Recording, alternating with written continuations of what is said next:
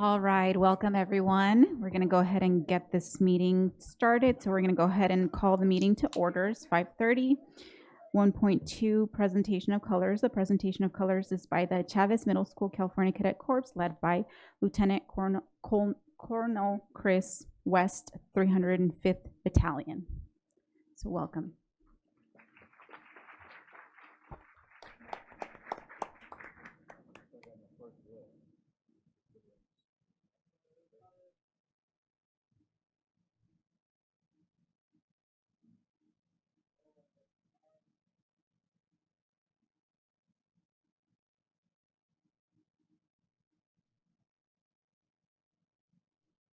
Father God, hope, left turn, march, present colors. And today I'm going to go ahead and call up Paul Fox, Mr. Fox, so he can lead us in the Pledge of Allegiance, please.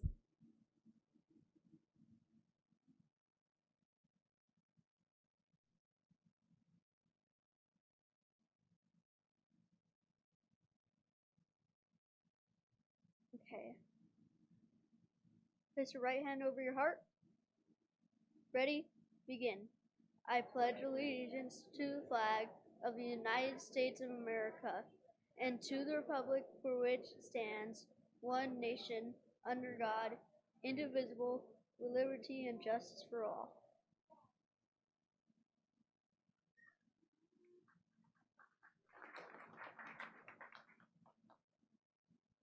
Order colors. Right turn, march. Forward, march.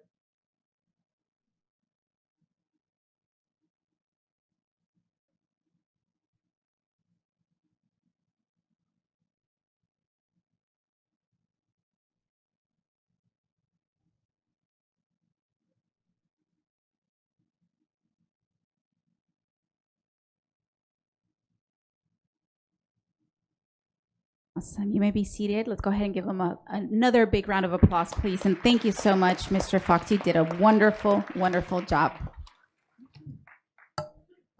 All right. Next up is 1.4, approval of the agenda. Do I have a motion?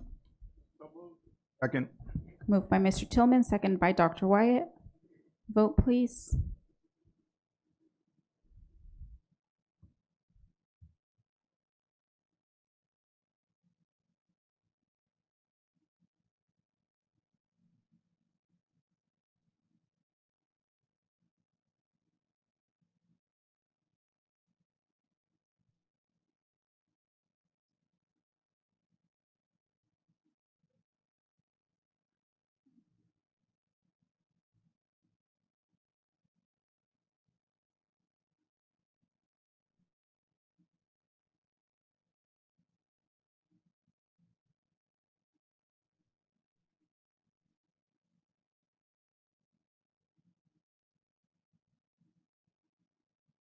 Ms. Martinez Sosa? Aye. Ms. Akinyemi? Aye. And Ms. Cervantes? Aye. Thank you. And motion carries.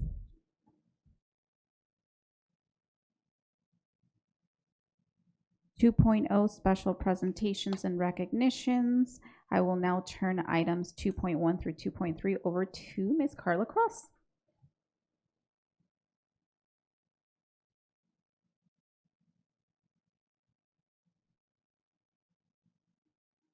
Thank you, President Ceballos and Chavez Middle School California Cadet Corps, led by Major Lieutenant Colonel Chris West. Thank you once again for your presentation of colors tonight.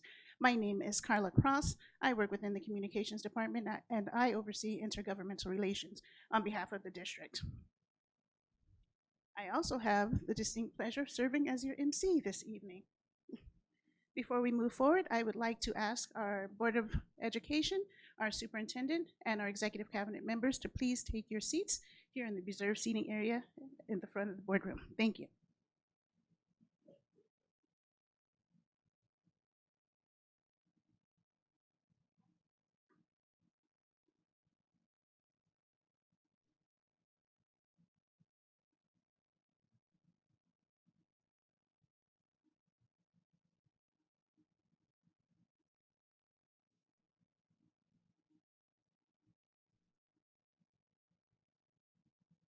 Black History Month is celebrated all month long during the month of February each year. And tonight, the San Bernardino City Unified School District proudly shares in this rich heritage, traditions, customs, and achievements of the African American community. To help us mark this special month, our scholar participants of the district's culturally responsive and award-winning magnet program, students accumulating new knowledge, optimizing future accomplishments, best known as Sankofa. Sankofa is under the direction of Dr. Will Greer, Director of the district's Department of Equity and Targeted Achievement, Student Achievement.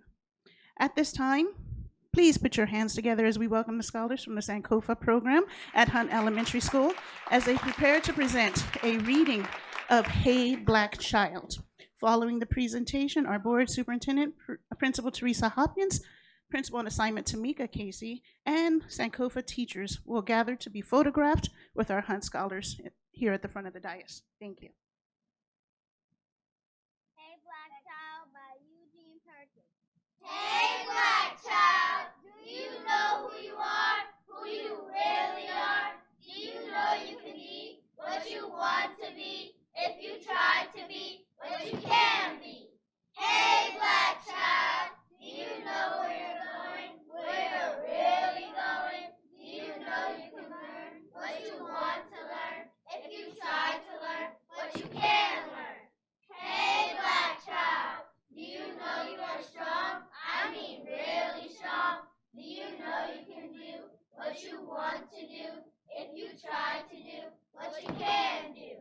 Be what you must be, learn what you must learn, do what you must do, and tomorrow your nation will be what you want it to be.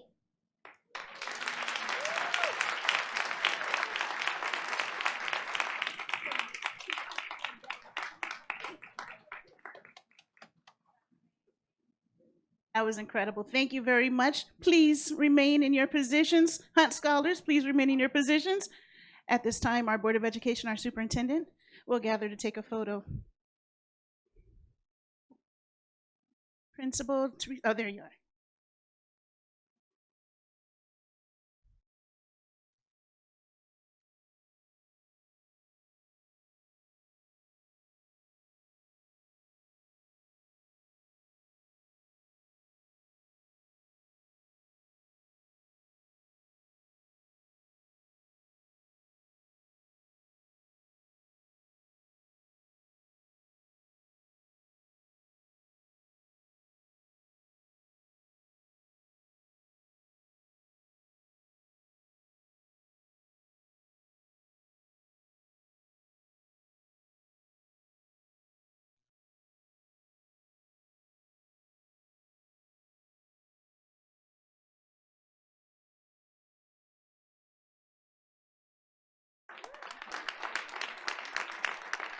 Board and superintendent, please remain standing for the duration of our recognitions this evening.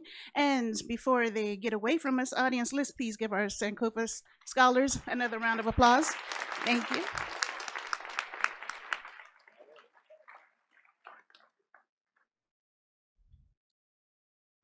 Would Anna Applegate, Sudha Venkatesan, and Asifa Gearlings, if you're in the audience tonight, would you please come to the front of the dais for our next presentations? And would the remainder of our executive cabinet members please take your place along the ramp? Thank you very much.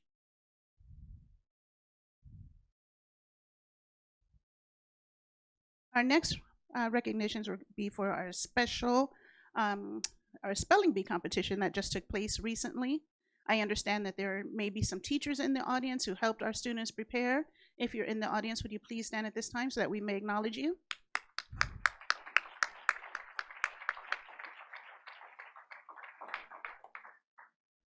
Each year, the district provides numerous opportunities for our students to show their mastery in any number of areas: academic, athletic, and other extracurricular activities. One such opportunity is the district's annual spelling bee competition, which took place recently. The competition was challenging, yet friendly, and included students in grades 6 through 8. And at the end, 3 of our scholars would rise to the very top of the competition and be invited here tonight. to be recognized by the Board of Education and our Superintendent, Mauricio Ariano. Our first place champion in this year's competition is Richardson Prep High 7th grader Keith Johnson. Keith and his family are joined by Principal Shannon Cabanas, who's making their way down at this time.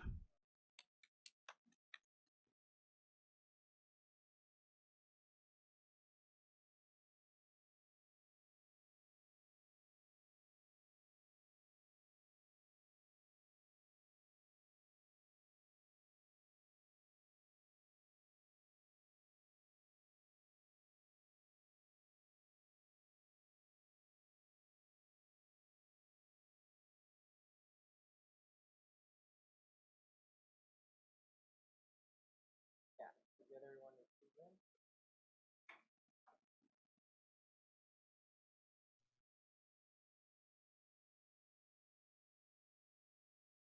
To come forward a little bit.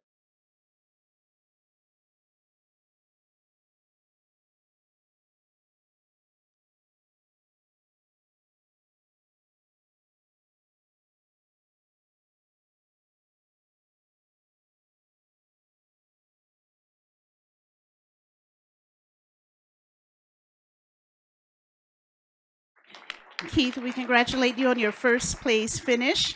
Your district family is so very proud of you. Please keep up the good work. Our second place champion is Rodriguez Prep Academy 8th grader Ariana Fox. Please put your hands together as Ariana, her family, and Rodriguez principal Kathy Atencio come forward at this time.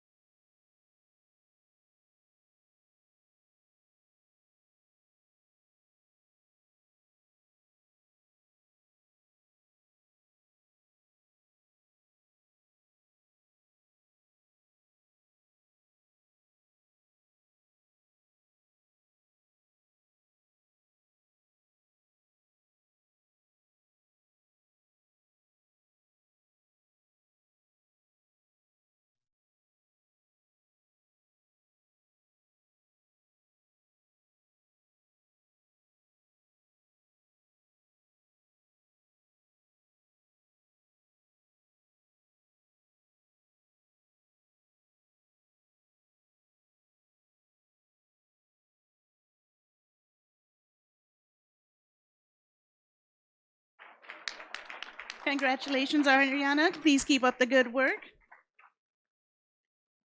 Rounding out this year's Spelling Bee recognition is our third place champion and 8th grader Sebastian Avalar, who also attends Rodriguez Prep Academy. Please put your hands together for Sebastian as he makes his way forward.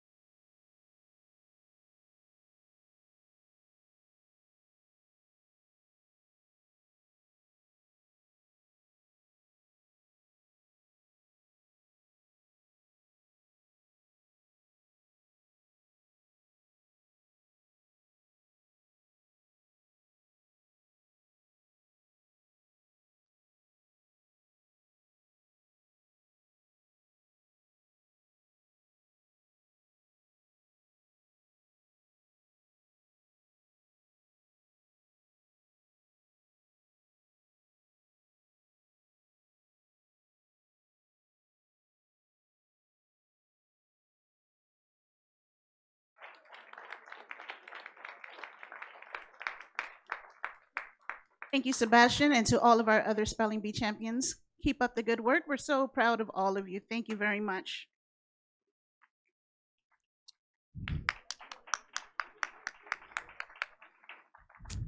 For our next special presentation tonight, we are pleased to shine a spotlight on the February Outstanding Community Partner, San Bernardino Fatherhood. For years, SB Fatherhood has devoted itself to strengthening families and nurturing the engagement of fathers across our district. SB Fatherhood's approach is grounded in collaboration with schools, community partners, faith-based organizations, and service agencies, all to deliver educational classes, practical resources, and advocacy that empower fathers and enriches the lives of students. Within our district, they have helped to develop a long and successful track record of working within our school communities, including Ingram, Hillside, Emerton, and Wilson Elementary Schools. This partnership has brought meaningful father involvement events, mentoring opportunities, and community resource linkages directly into our campus. And tonight, we extend our sincere thanks for their service and look forward to the continued presence and impact that they have across our schools. At this time, I would like to invite Rose Tucker Berryman, Administrative Assistant with San Bernardino Fatherhood, to come forward on behalf of her organization at this time.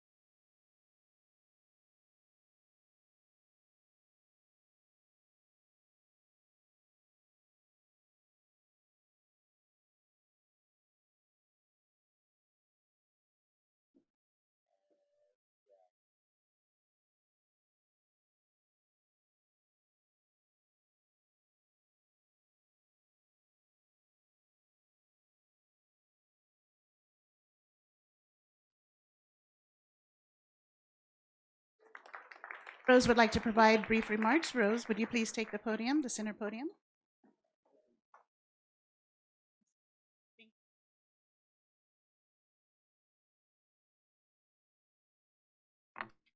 Okay. Okay, just real quick. Good evening, Superintendent Ariano, President Sabalos, and the board members of the San Bernardino City Unified School District.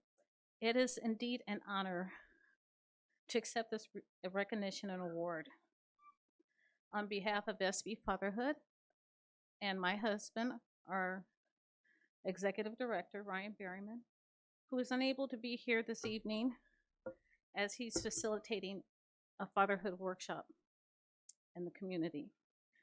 Thank you for acknowledging the importance of supporting fathers, mothers, children, and families in our communities. We truly believe, and research supports, that when fathers are empowered and engaged, that children thrive and communities grow stronger. I would like to also extend our sincere appreciation to the superintendent's office and the board's staff for their continued support. This honor belongs to our entire SB Fatherhood team, our partners and collaborators, and the fathers, mothers, children, and families we are blessed to serve. Lastly, I would like to take this opportunity to invite each of you to our 9th annual Daddy-Daughter Dance on Saturday, March 14th at the National Orange Show Event Center. Details, I actually sent an email to your assistants, but I brought a copy of the letter and the flyer. And we really, really thank you. Ryan is so honored, and we appreciate everything. Thank you. Thank you so much. Thank you.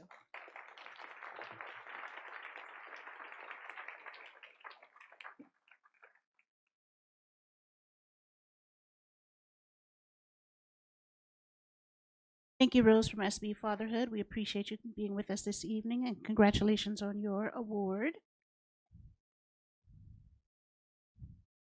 Also, this evening, the board is very proud to recognize the students, parents, guardians, volunteers, and staff from Cypress, Kendall, Virtual Academy, and Anderson School.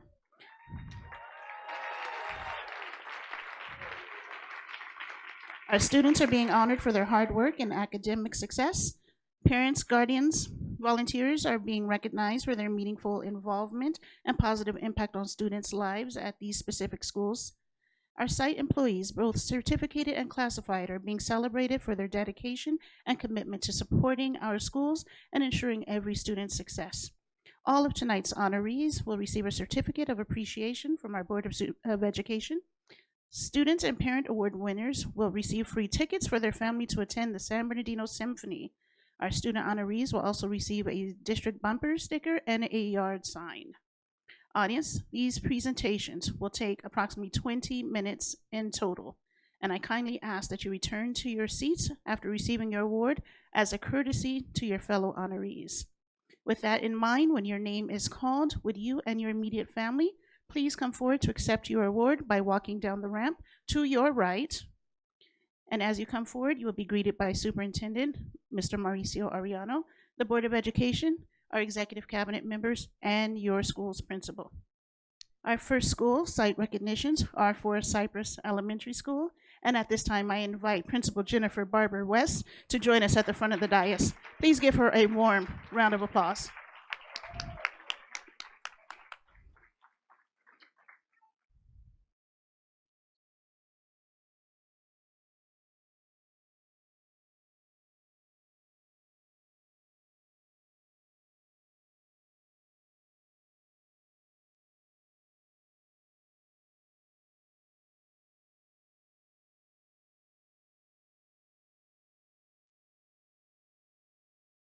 Now, with all of that out of the way, the formalities, let's set the bar high for all of tonight's outstanding award honorees and give a big round of applause for our first outstanding student award winner, who is Autumn Terrell. Autumn, please come forward.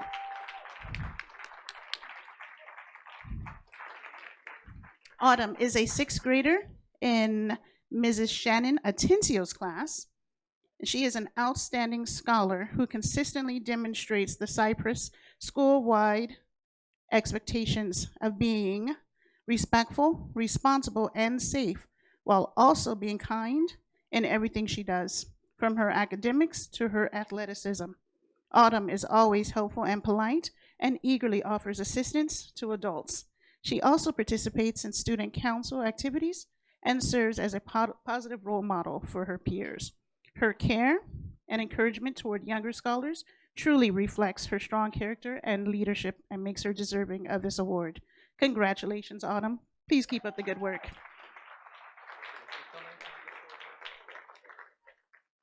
Ready, 1, 2, 3.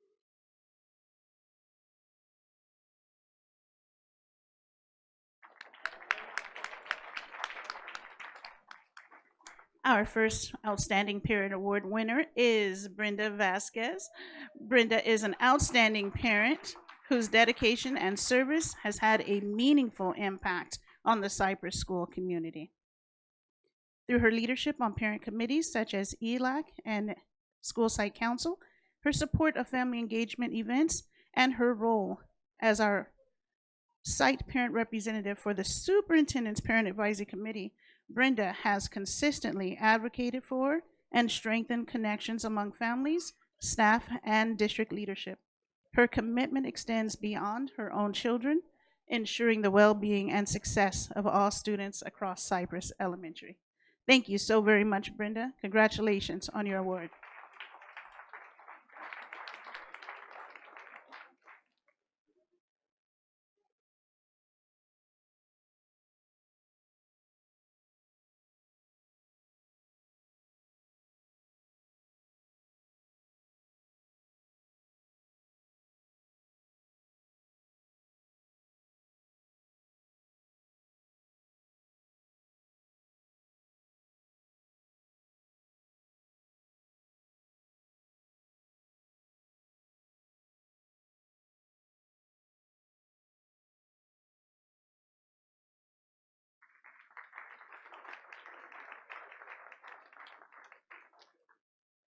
Now we'll be honoring the outstanding staff who make Cypress the special place that it is each and every day.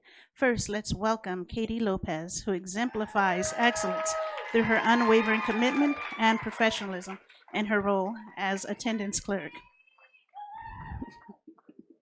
Through innovative attendance awards and celebrations, dedicated home visits, and collaborative efforts with families, Katie has helped reduce chronic absenteeism while fostering a culture of safety, belonging, and pride across the school community.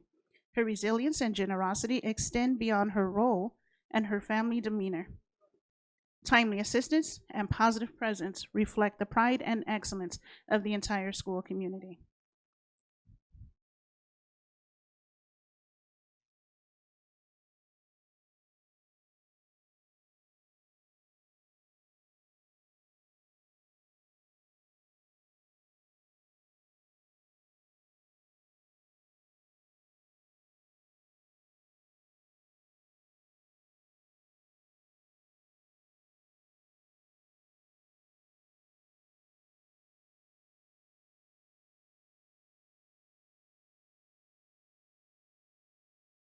Thank you very much.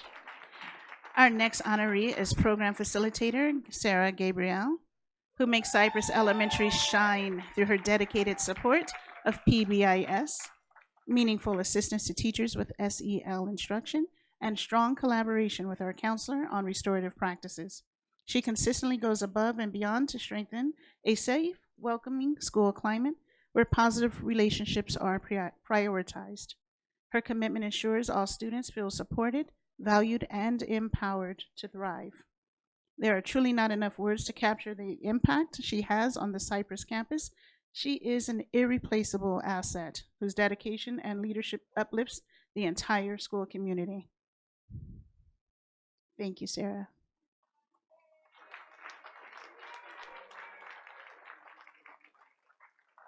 Lucy, if we could get you just a little bit over to the side.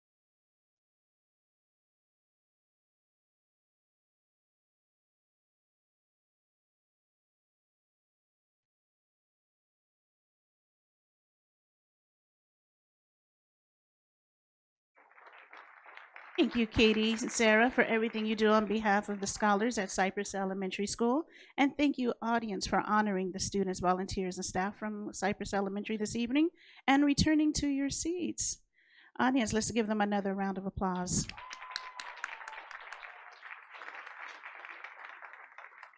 Our next honorees come from Kendall Elementary School. So thank you for that. Let's keep the energy going by giving a big round of applause to our Kendall Elementary School principal, Ms. Megan Silva.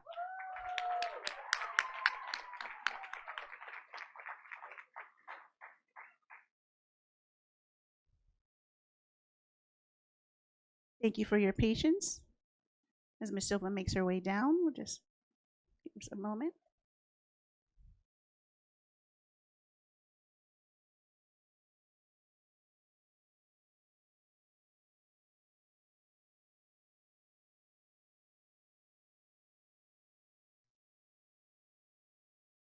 Thank you so much for your patience. Now, please put your hands together as we welcome Kendall's first honoree this evening, Mr. Cody Dan.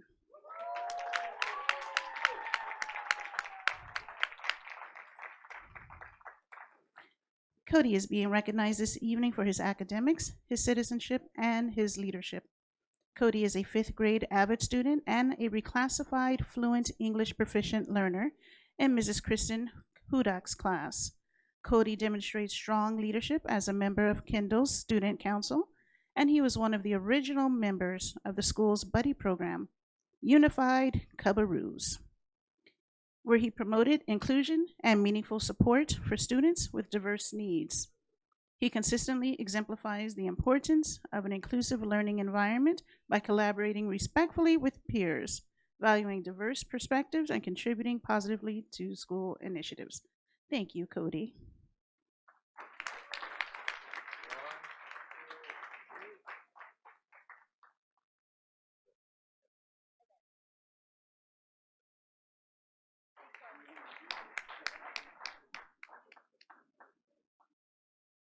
Please help me welcome our next Outstanding Award winner from Kendall Elementary School is Shyron Hyder. Shyron, please come on down.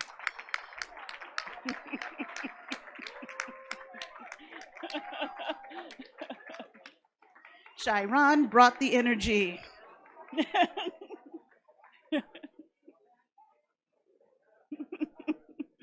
Shyron is a fourth grader in Ms. Nicole Dunn's class.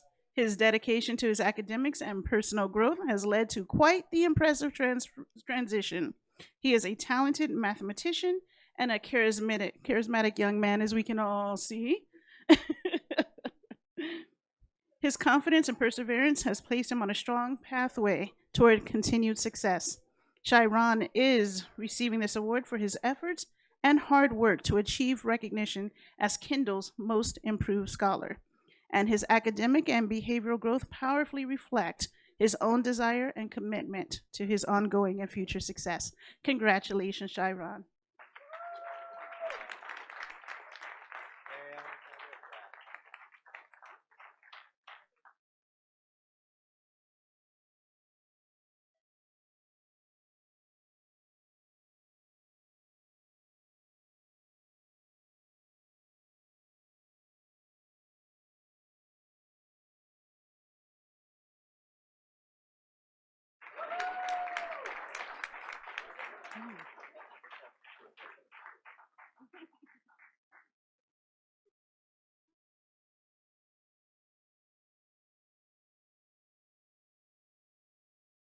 Now we'll be honoring the outstanding staff who make Kendall the special place that it is. First, let's welcome Lydia Denise, Secretary 2.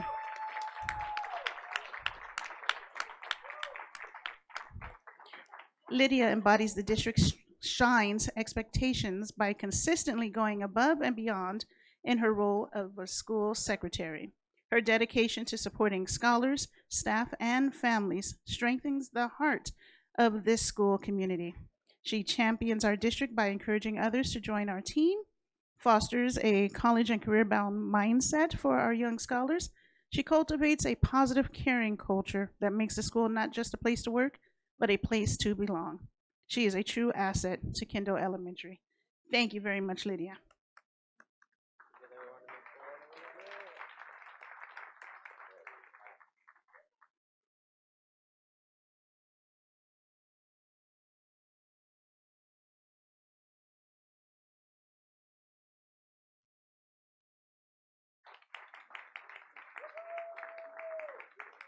The last Kendall honoree is Leanne Bucel Gonzalez.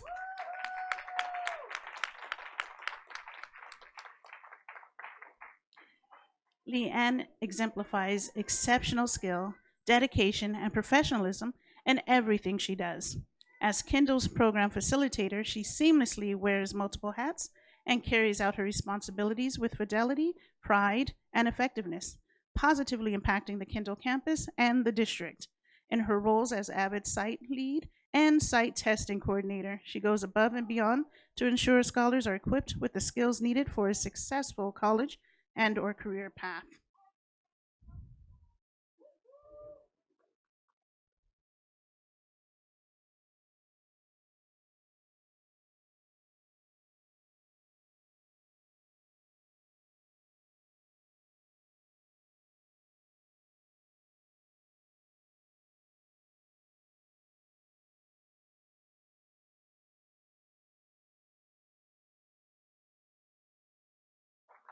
Thank you, Leanne, and all of our Kendall honorees for being with us this evening. Congratulations. Now it is my pleasure to welcome Virtual Academy and Principal Karma Duffy as she makes her way forward at this time.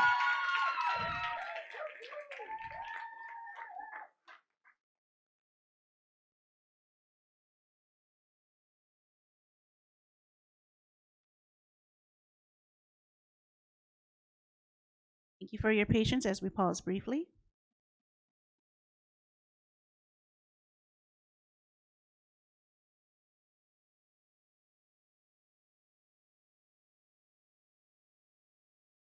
And please, let's keep the applause going for our next Outstanding Student Award recipient, Emma Garcia.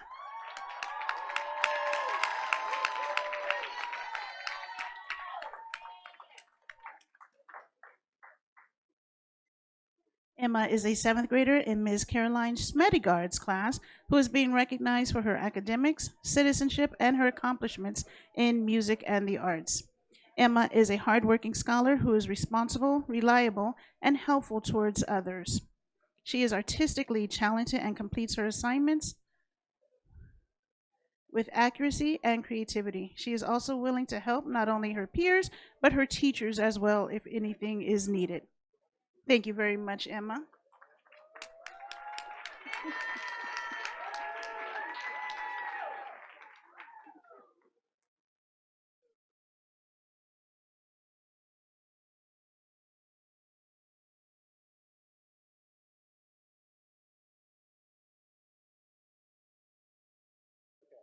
I'll get it.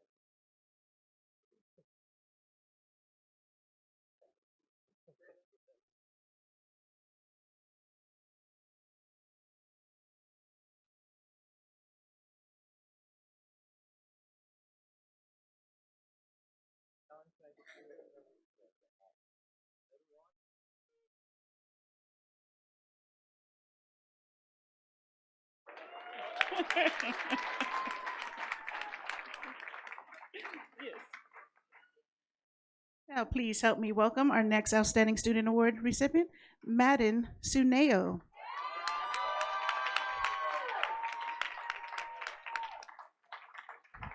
Madden is an eighth grader in Ms. Alejandra Quizeda's class, who is being recognized for his academics, his citizenship, and his leadership. He always puts forth effort and shares his knowledge on any topic covered during class. He works well with his peers, and he is someone they can look up to. Congratulations on this award.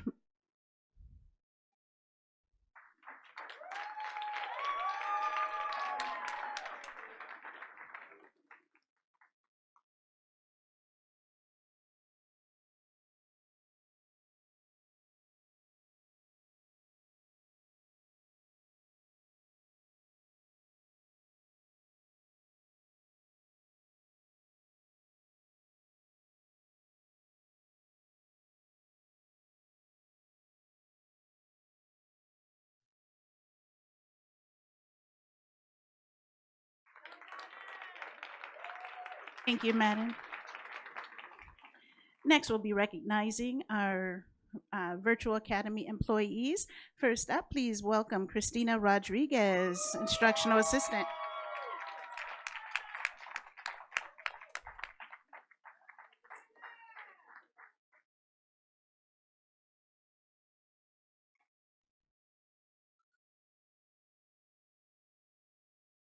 Christina is simply one of a kind. She is a true classroom leader that leads with her heart and always keeps the best interests of students and families in mind. Christina sees the potential in all of her students. She knows her students well and is always willing to help them and to meet them where they are. Christina's students have grown exponentially because of her commitment. Thank you, Christina.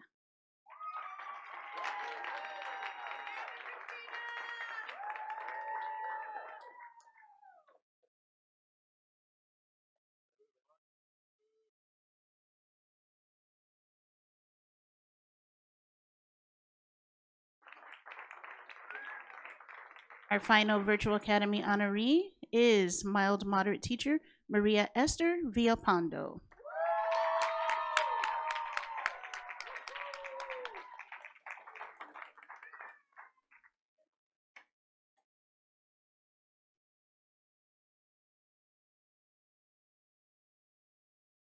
Maria Esther always goes above and beyond for her students, and she works hard to establish relationships with their parents. She takes on leadership roles and fosters a sense of community within the middle school team. Maria Esther builds positive relationships with her scholars and sets high expectations. She collaborates well with other educators and is a leader among leaders within Virtual Academy. She always starts the day with a positive attitude and spreads that positivity wherever she goes. Congratulations.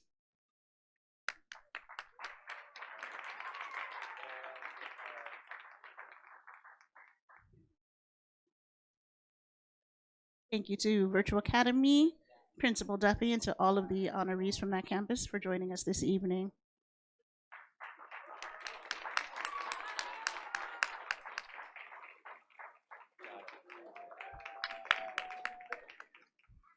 As we prepare to close tonight's special presentations, let's keep our energy high for all of our outstanding honorees from Anderson School. Please welcome Principal Diane Silva as she comes forward.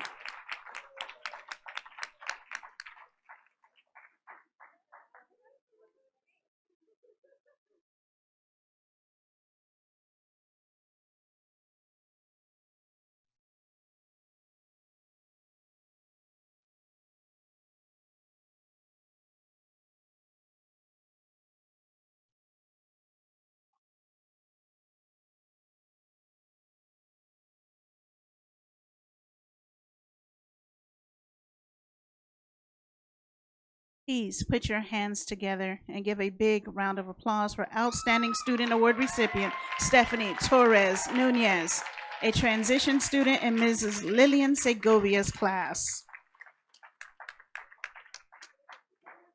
See, Stephanie brought the energy too.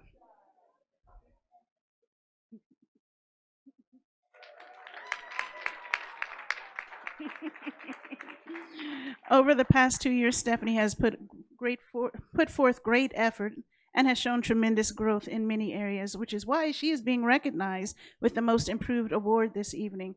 She has demonstrated increased maturity, confidence, and independence, especially in her vocational skills and work behaviors. She is a sweet student who brings a positive attitude to the classroom, and it has been a joy for Anderson teachers and staff to watch her continue to grow. Congratulations, Stephanie.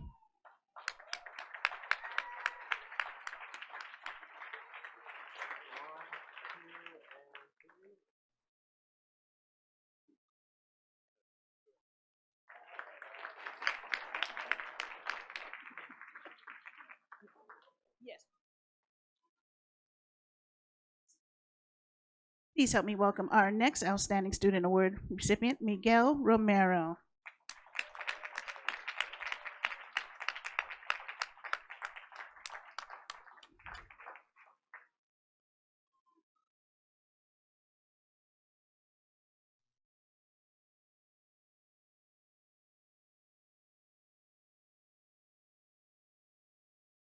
Miguel is a transition student in Mr. David Ortiz's class. He is also receiving a Most Improved Award for his demonstrated incredible growth and improvement. Miguel is quickly becoming an exceptional classroom leader and model student. Miguel is always looking out for opportunities to help others, and we look forward to seeing him continue to develop in our transition program. Congratulations, Miguel.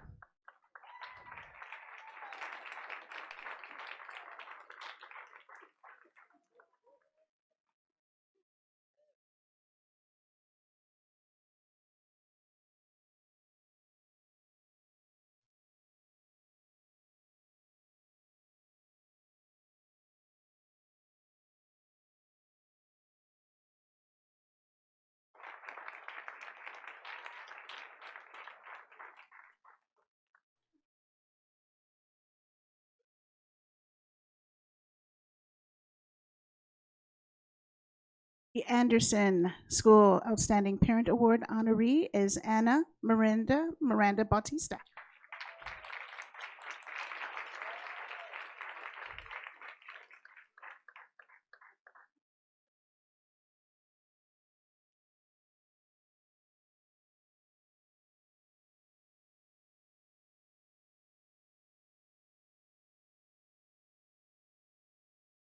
Anna works collaboratively with Anderson and transportation staff to ensure the safety and well-being of her son. She is always very positive during communications regarding her son's needs and provides input on how the staff can best ensure his safety at all times. When site and/or transportation make contact to ask questions about her scholar's needs or to ask for her assistance, she is always quick to respond in a caring and positive manner. For these reasons and more, Anna has been selected as Anderson's Outstanding Parent Award recipient this evening. Congratulations.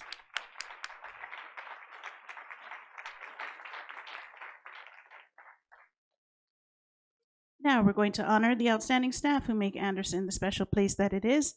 First, let's welcome Education Assistant 3, Tamika Hendricks.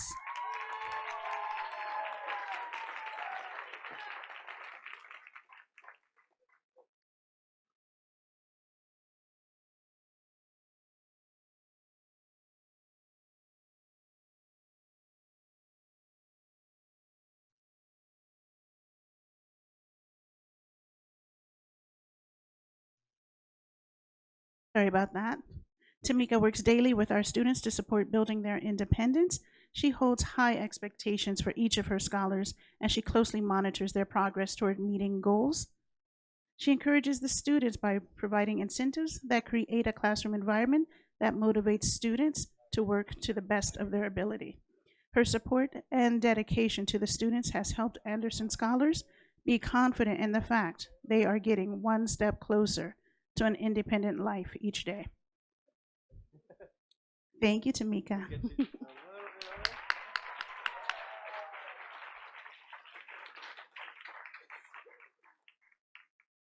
it.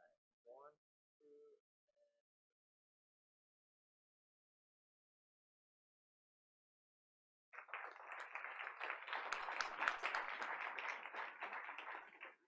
And now for our final Anderson Award winner, please help me welcome transition teacher Jennifer Ginther as she comes forward.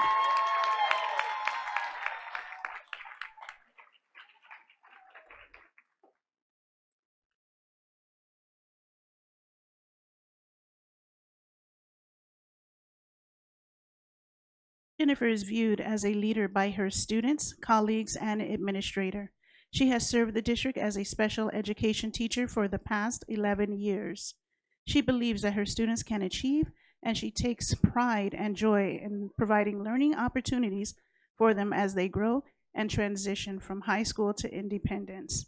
She knows her students' strengths, and she challenges and provides each one of them with the support and encouragement they need to become independent adults. Congratulations, Jennifer. Thank you for being with us this evening.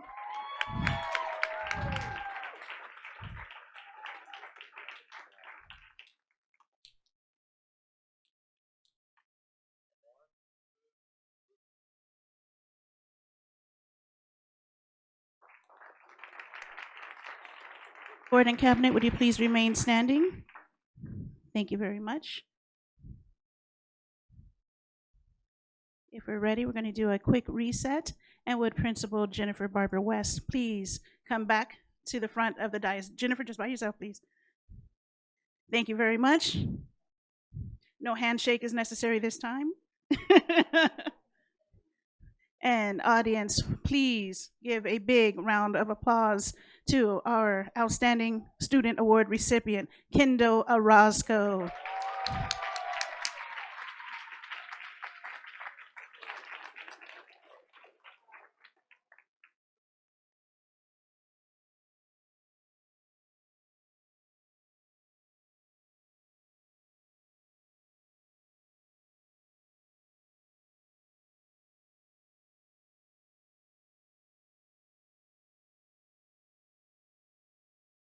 Kendall is a sixth grader in Mrs. Courtney Montbrand's class.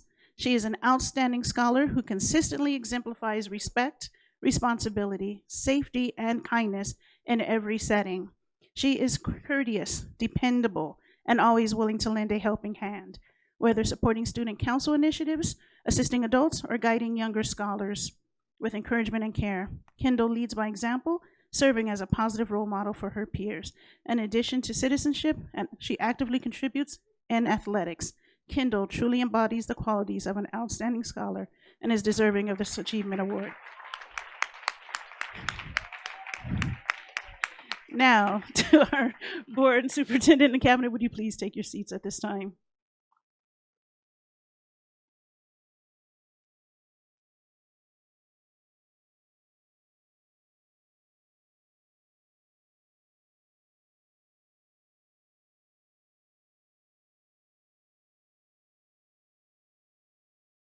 Thank you for your patience and indulging us. I want to thank you so very much for your graciousness this evening and your patience, and for staying in your seats and showing your fellow honorees, some love, some joy. Appreciate that. We'd like to give a special thank you on behalf of the Board of Education to Vice Chair and 5th District San Bernardino County Supervisor, Mr. Joe Baca Jr., and the San Bernardino Symphony Orchestra for supporting this evening's honorees. Student honorees, if you haven't already done so, please see one of my team members for your yard sign so that you can proudly show your community that you are an outstanding student recipient here with the San Bernardino City Unified School District. On that note, this concludes tonight's special presentations. And I now turn it back over to President Myra Ceballos. Thank you. Thank you so much, Ms. Cross. And once again, congratulations to all of the recipients tonight. We are going to go ahead and move on to our next item on the agenda, and that is 2.4 resolution. Okay, and yeah, you guys are welcome to stand up at this time, and we're gonna keep going. You can take pictures in the hallway and so forth. Thank you so much for coming out tonight. Next up is 2.4 resolution recognizing March as Arts Education Month, Youth Art Month, and I'm going to go ahead and ask Ms. Akinyemi if she can go ahead and read that for us, please. Whereas the visual and performing arts have a unique ability to connect us to our history, heritage, and culture. And whereas arts education, which includes both the visual and performing art, is a vital part of providing a quality, balanced education for all students.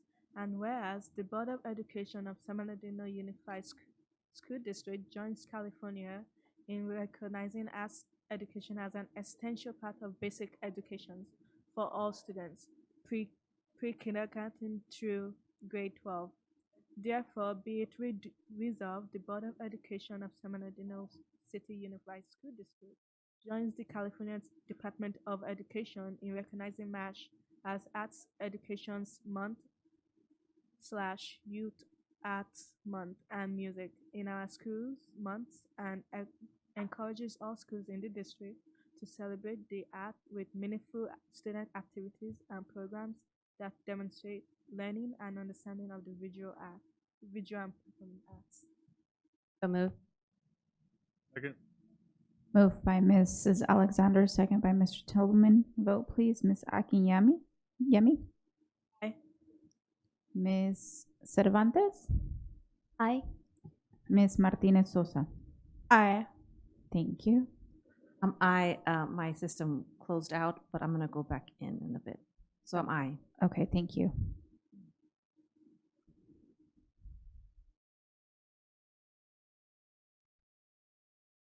It was moved by Mrs. Alexander?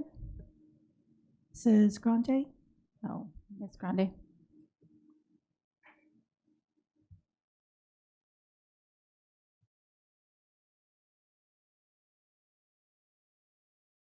Motion carries. 2.5, resolution in recognition of Women's History Month and International Women's Day.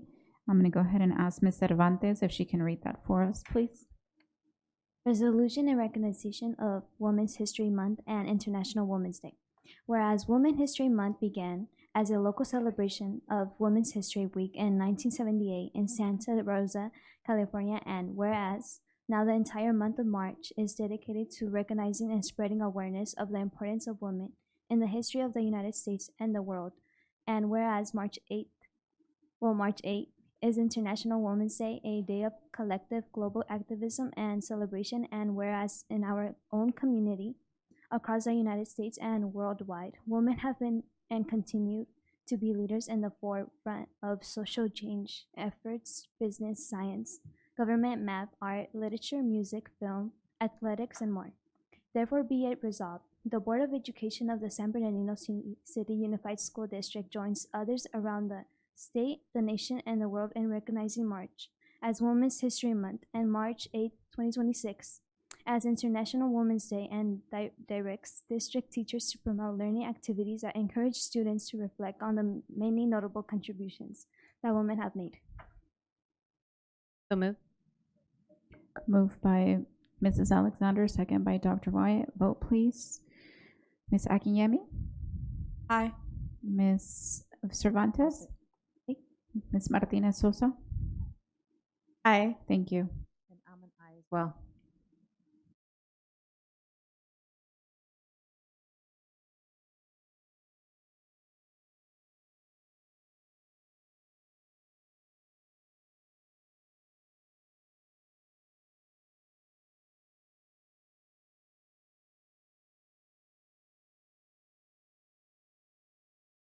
Motion carries.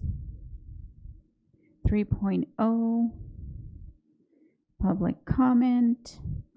This is the only time the public will have an opportunity to address the board on items not on the agenda and within its subject matter jurisdiction, such as district policies, procedures, programs, services, or fiscal matters.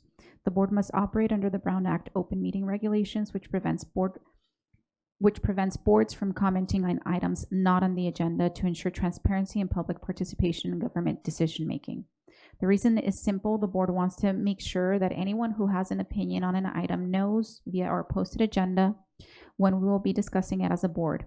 During public comments, the board can ask clarifying questions, but cannot discuss, answer questions, or ask questions on a topic that is not agendized.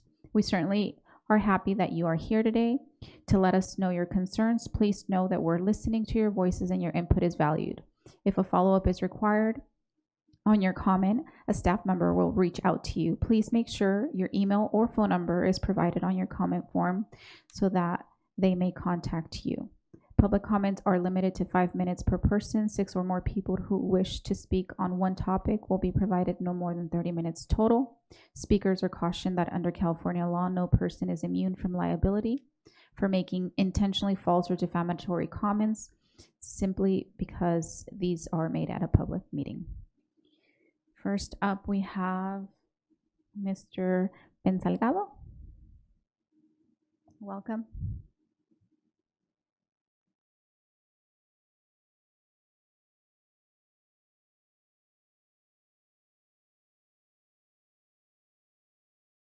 Good evening, President, board members. My name is Ben Salgado, and I am the president of KKC, Route 66 Little League on the west side of San Bernardino.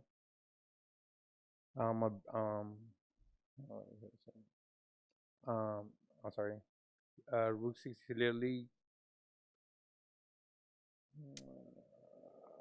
I got so many. I wrote down so many notes. I got confused. The city of San Bernardino, proudly located on the historic Route 66. That's on the corner of 14th and Mount Vernon, just south of Henry Elementary. I have worked for the school district, serving in its community for 12 years. I have been coaching for 30 years. I am the product of my environment. So when I stand before you tonight, I'm not speaking from theory. I see the kids in the classroom every day. I see the struggles they carry. I see the neighborhoods they return to every afternoon. Because I grew up understanding these same pressures, and I see the needs. KKC Route 66 Little League sits on one of the most unserved areas in our city. Many of our families are low income. Some of our boys and girls are growing up surrounded by gangs, influence, drugs, and violence. For many of them, our baseball and softball park is the only structured, positive, and safe environments they constantly have access to. When you give a child a uniform, a safe field to play baseball or softball, you give them more than a game. You give them discipline, you give them mentorship, you give them accountability, and you give them belonging. This funding that we're seeking and we're asking for would allow us to cover the registration fees for families who cannot afford them, provide baseball and softball uniforms and equipment for children in need, improve the safety conditions of the historic park, expand structure, mentorship, and youth development programming. This is not just sports, it's about prevention. I have seen what happens when a child lacks positive outlets. I have also seen how they transform when they have structure, encouragement, and leadership. KKC Route 66 League have stood along the historic route for generations. That highway represents movement, opportunity, and the American dream. Our park represents the same thing. For decades, families have driven down that historic route and watched their children grow on those fields, learning leadership, respect, teamwork, and resistance through baseball and softball, but today that legacy has investments. Route 66 once connected the nation from coast to coast. Tonight I'm asking you to help us connect our children to opportunities instead of adversities, to purpose instead of pressures, to teamwork instead of the streets. Let's make sure that when the people pass by KKC Route 66 Little League, they don't just see a field. Thank you and God bless. Thank you. Up next, we have Dr. Gwen Dowdy Rogers. Welcome. Good to see you.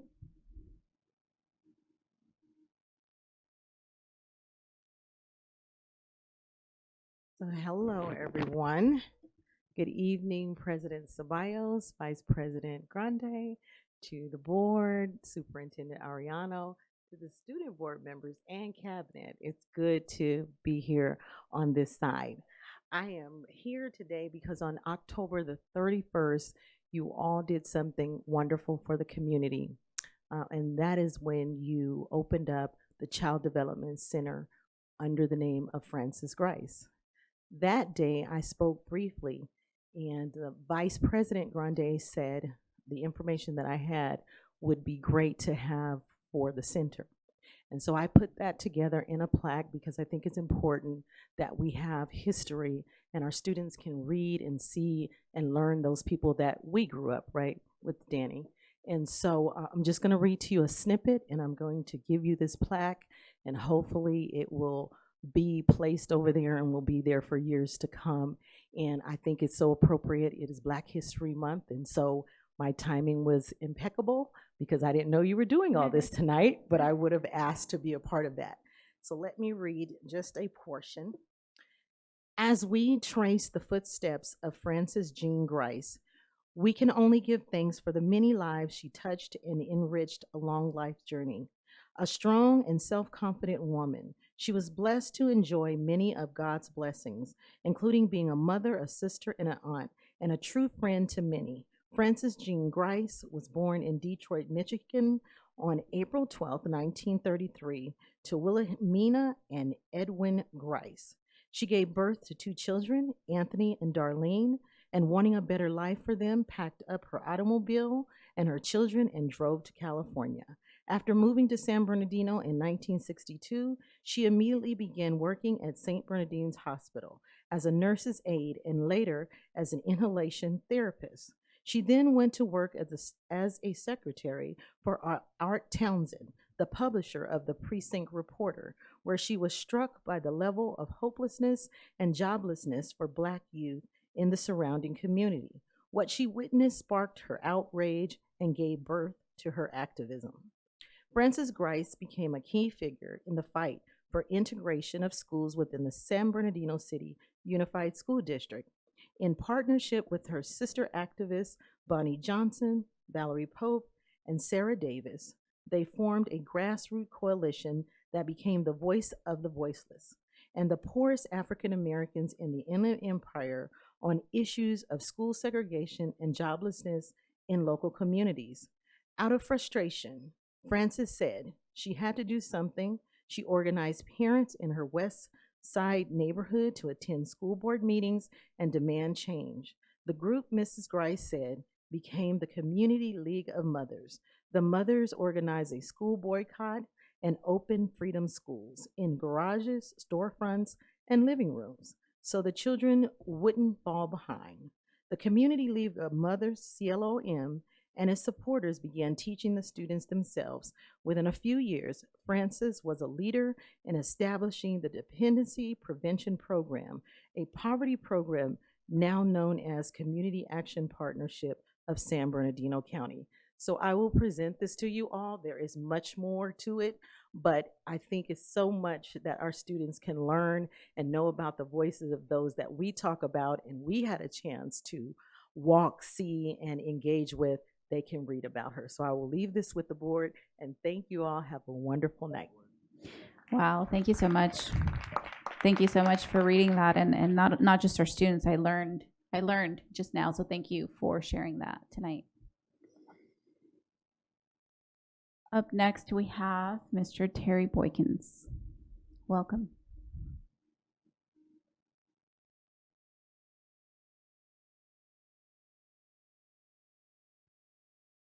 Good evening. My name is Terry Boykins, Executive Director of Project Fighting Chance, President Ceballos, Superintendent Ariano. Good, Happy New Year. I hadn't seen you all since last year.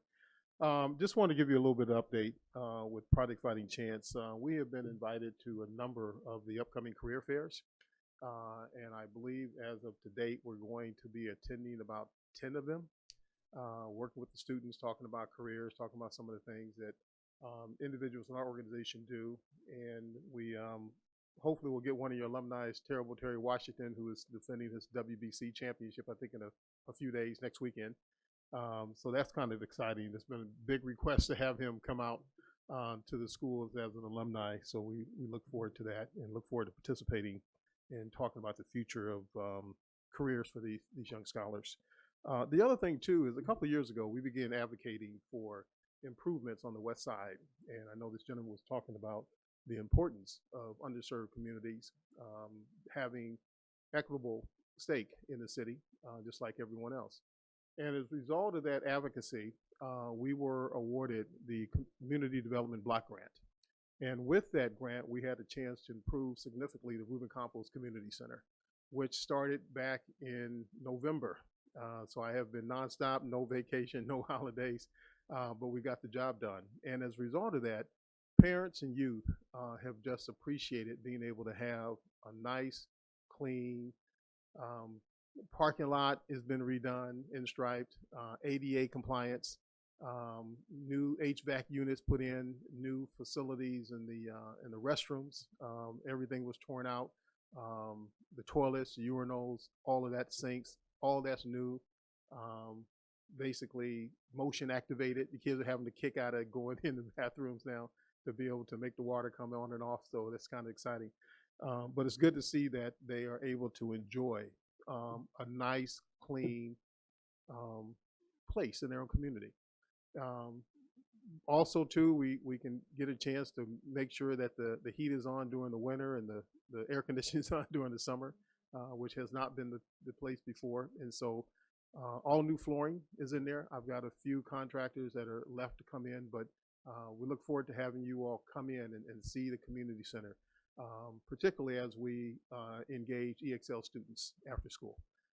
Very exciting to have them there, and also for them to be able to see and enjoy a refreshed Reuben Campos Community Center. The family is very excited with their dad and their namesake to be able to have that brought up to, competitive like properties around the city, which is exciting. And we have much more to do, but the work that we're going to get done, the reason why we wanted that, we wanted to make sure that young people had pride in their community. They had pride in who they are, and also the leadership, so they can understand what it looks like and what they are going to basically be able to replace, to encourage them to go into community service and to work with nonprofit organizations to make a difference in this city. We are going to have something we used to do back in the day. There's a lot of talk, of course, going in terms of back to schools and backpack giveaways and so forth. But there used to be a Safe Summer event where you used to make sure that young people that were leaving school would be able to make it back in the next school year. And a lot happens on the streets during the summer. And so we're going to kick off a Safe Summer event to make sure that when young people leave, the scholars leave, they will basically be reminded, stay safe, make good decisions, make sure parents have resources. Project Fighting Chance is going to be one of those resources. Last year, during July, we had 158 youth that were involved with the Summer Enrichment Program, Monday through Friday, from 8 o'clock in the morning to 6 o'clock at night. We have already begun getting enrollment for that program now, and we're going to most likely have a waiting list again. So we're going to have that program that will basically be from July the 6th until the 29th. Meals included, lots of activities, from yoga to boxing to arts to etiquette classes. It's going to be pretty exciting. And so we're going to end up doing that to ensure that we are representing this community and available resource to parents that need to work and provide for their kids. They can leave their students somewhere safe so they can return back to school in August. Last but not least, Terry Washington continues to do his thing, but he gives back to the community. And recently at the Human Trafficking Symposium, he was able to sign, right after the WBC champion, over 200 autographed gloves for all the youth that participated in that event. So just an update from Project Fighting Chance. Thank you. Thank you so much for coming always and keeping us updated and sharing. Thank you. Thank you. Have a good night. Up next, we have SBTA President, Ms. Barbara Pastachek Cox. I always get tongue-tied. Sorry.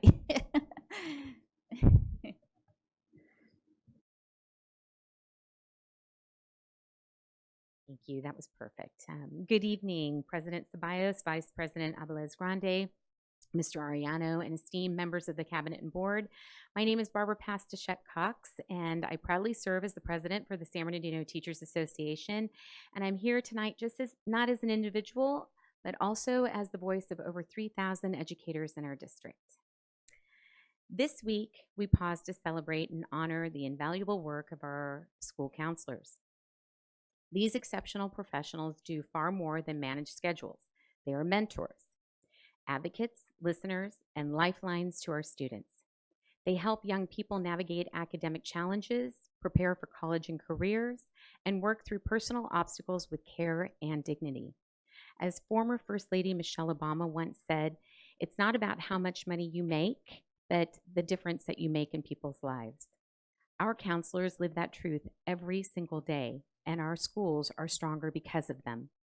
February also marks the beginning of Black History Month, a time for reflection, recognition, and renewed commitment to education.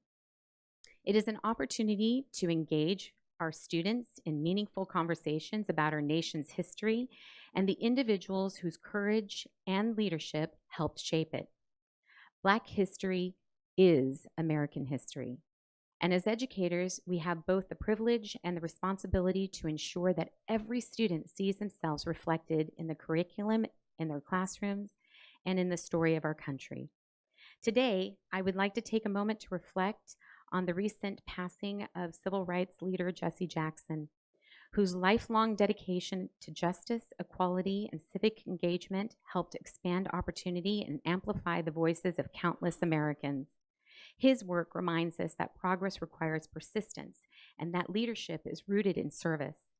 As we honor Black History Month, we also honor the legacy of leaders like him who challenged us to build a more inclusive and compassionate society. Finally, we want to express our sincere appreciation to the board for your partnership. When we work collaboratively, we create stronger schools, stronger educators, and stronger outcomes for our students. We look forward to continuing that work together. Thank you so much. Good night. Thank you so much. Up next, we have Ivarian Jones, our very own student board member. Mr. Jones, welcome.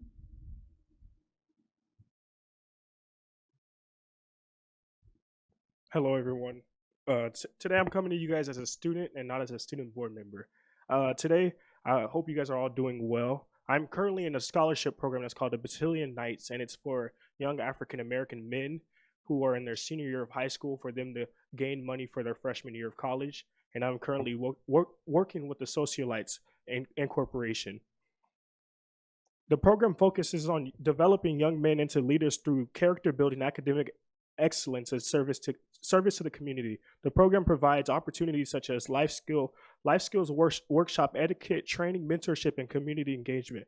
Through these experiences, we've gained leadership skills, confidence, and even been able to navigate through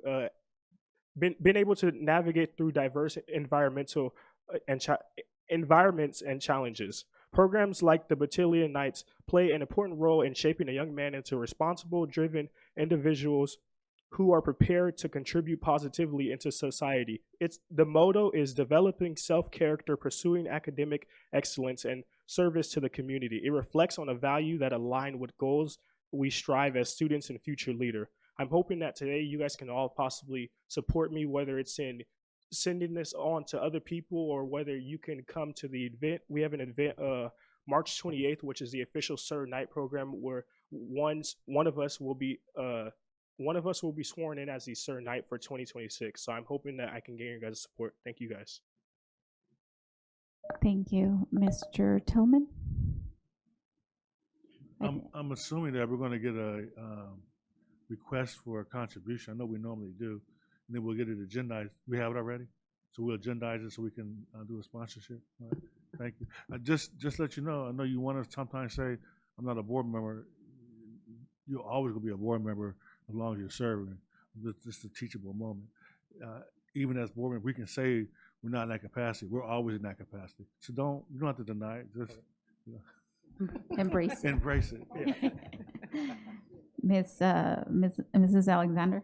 Sure. I just wanted to make sure how many young men are participating, and are they all from San Bernardino City Unified School District? This year we have 3, one at Cajon, one at San Bernardino High School, and then me at San Gorgonio High School. Thank you. Thank you. Oh, and we have, okay. I believe that's it for public comments. We are going to go ahead and move on to 4.0 public hearing. 4.1 public hearing of memorandum of understanding between San Bernardino City Unified School District and San Bernardino Teachers Association. Article 11, wages and salary increase. Do I have, the Board of Education will hold a public hearing to consider adoption of the memorandum of understanding between the San Bernardino City Unified School District and San Bernardino Teachers Association. Article 11, wages approval of a 5.0% salary increase effective July 1st, 2025 on an annual base salary for fiscal year 2025-2026. It is appropriate at this time to conduct a public hearing. Are there any comments? All right, I will close the hearing at this time. Do I have a motion? Second. Moved by Mr. Tillman, second by Dr. Wyatt. Vote, please. Aye. Thank you, Ms. Medina. Ms. Akinyemi? Ms. Cervantes? Aye. Ms. Martinez Sosa? Aye. Thank you.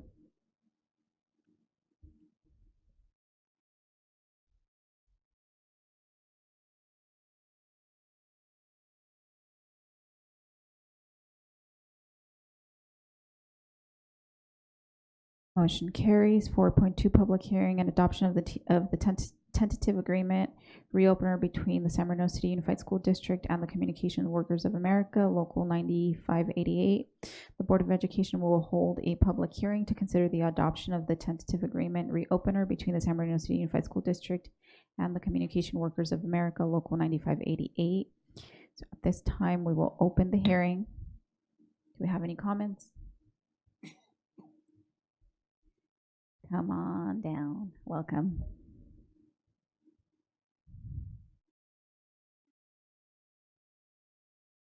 Welcome, Ms. Teresa Hunter. Well, yes, good evening, honorable board and staff. I am Teresa Hunter. Most of you already know me, I guess. Been here a few times. I am here on behalf of the guest teachers of San Bernardino City Unified School District, and we are here in acknowledgement of the recent tentative agreement that we came to on January 9th. We are represented by CWA Local 9588, and we're just here this evening just to acknowledge that successful outcome of that negotiations, and to thank the board. Say thank you very much, and we'll see you soon. We'll see you the next time around. Thank you very much. Thank you. Thank you so much for coming out. Do we have any other comments? All right, at this time, we will close the public hearing. Do I have a motion? Motion to approve. Sorry, I have Mr. Tillman and Dr. Wyatt. Vote, please. Aye. Thank you. Ms. Akinyemi? Ms. Cervantes? Aye. And Ms. Martinez Sosa? Aye. Thank you.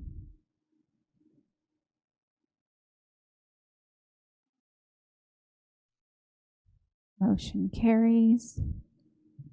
4.3, public hearing of tentative agreement, Article 6, wages, and Article 9 hours. The Board of Education will hold a public hearing to consider adoption of the successor negotiations tentative agreement between San Bernardino City Unified School District and San Bernardino Schools Police Officers Association. Article 6, wages, salary increase, approval of a 5% salary increase. Article 9 hours. At this time, I will open the public hearing. Do we have any comments? We do not. Okay, I will go ahead and close. And do I have a motion? Moved. Second. Thank you. Moved by Mr. Tillman, second by Dr. Wyatt. Vote please. Ms. Medina? Aye. Thank you. Ms. Akinyemi? Aye. Ms. Cervantes? Aye. And Ms. Martinez Sosa? Aye. Thank you.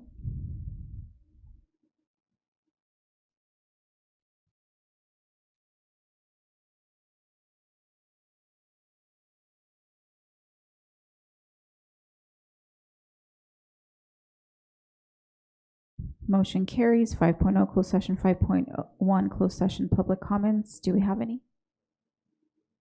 We do not. Thank you. So we will go ahead and adjourn to closed session at this time. All right. Gonna get started. Thank you so much for your patience with us. We're gonna move on to 5.0 closed session, 5.1 closed session. Oh, never mind.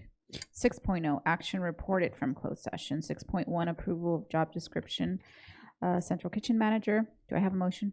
So moved. Second. Moved by Mr. Tillman, second by Mrs. Alexander. Vote please.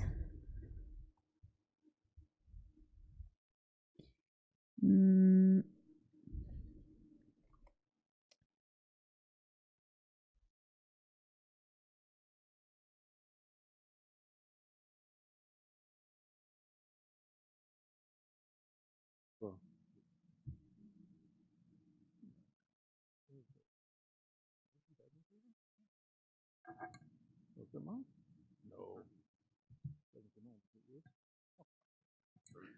Hey, if it fit mine, I would use it.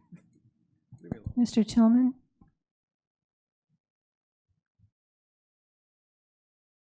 Oh, it's been here? Motion carries. Approval of revised job description, accounts payable supervisor. Can I get a motion? Can I get a motion? Oh, moved. Moved by Mr. Santos, second by Mr. Tillman. Vote please.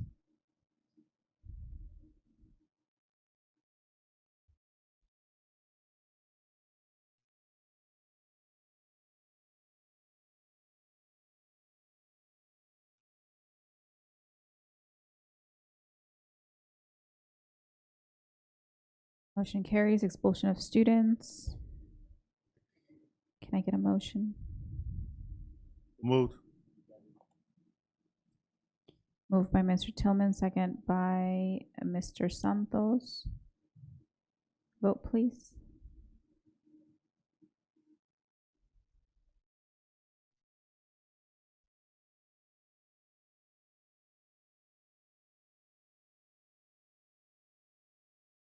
Motion carries. Be it resolved, the Board of Education accepts and adopts the recommendation and findings of the hearing panel based on a review of the panel's findings of facts and recommendations, and orders the expulsion of the following student with the identification number as listed below, in accordance with the board rules and regulations and in compliance with Education Code Section 48900. 6.4, readmit of expulsion of students. Can I get a motion? So moved. Moved by Mr. Tillman, second by Mr. Santos. Vote please.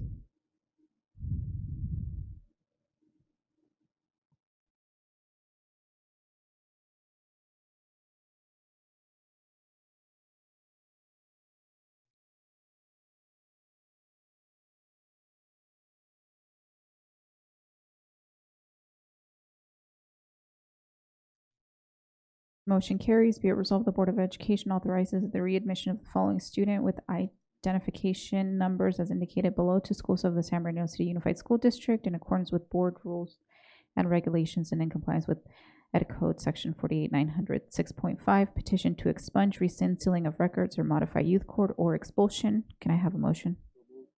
Second. Moved by Mr. Tillman, second by Mrs. Alexander. Vote, please.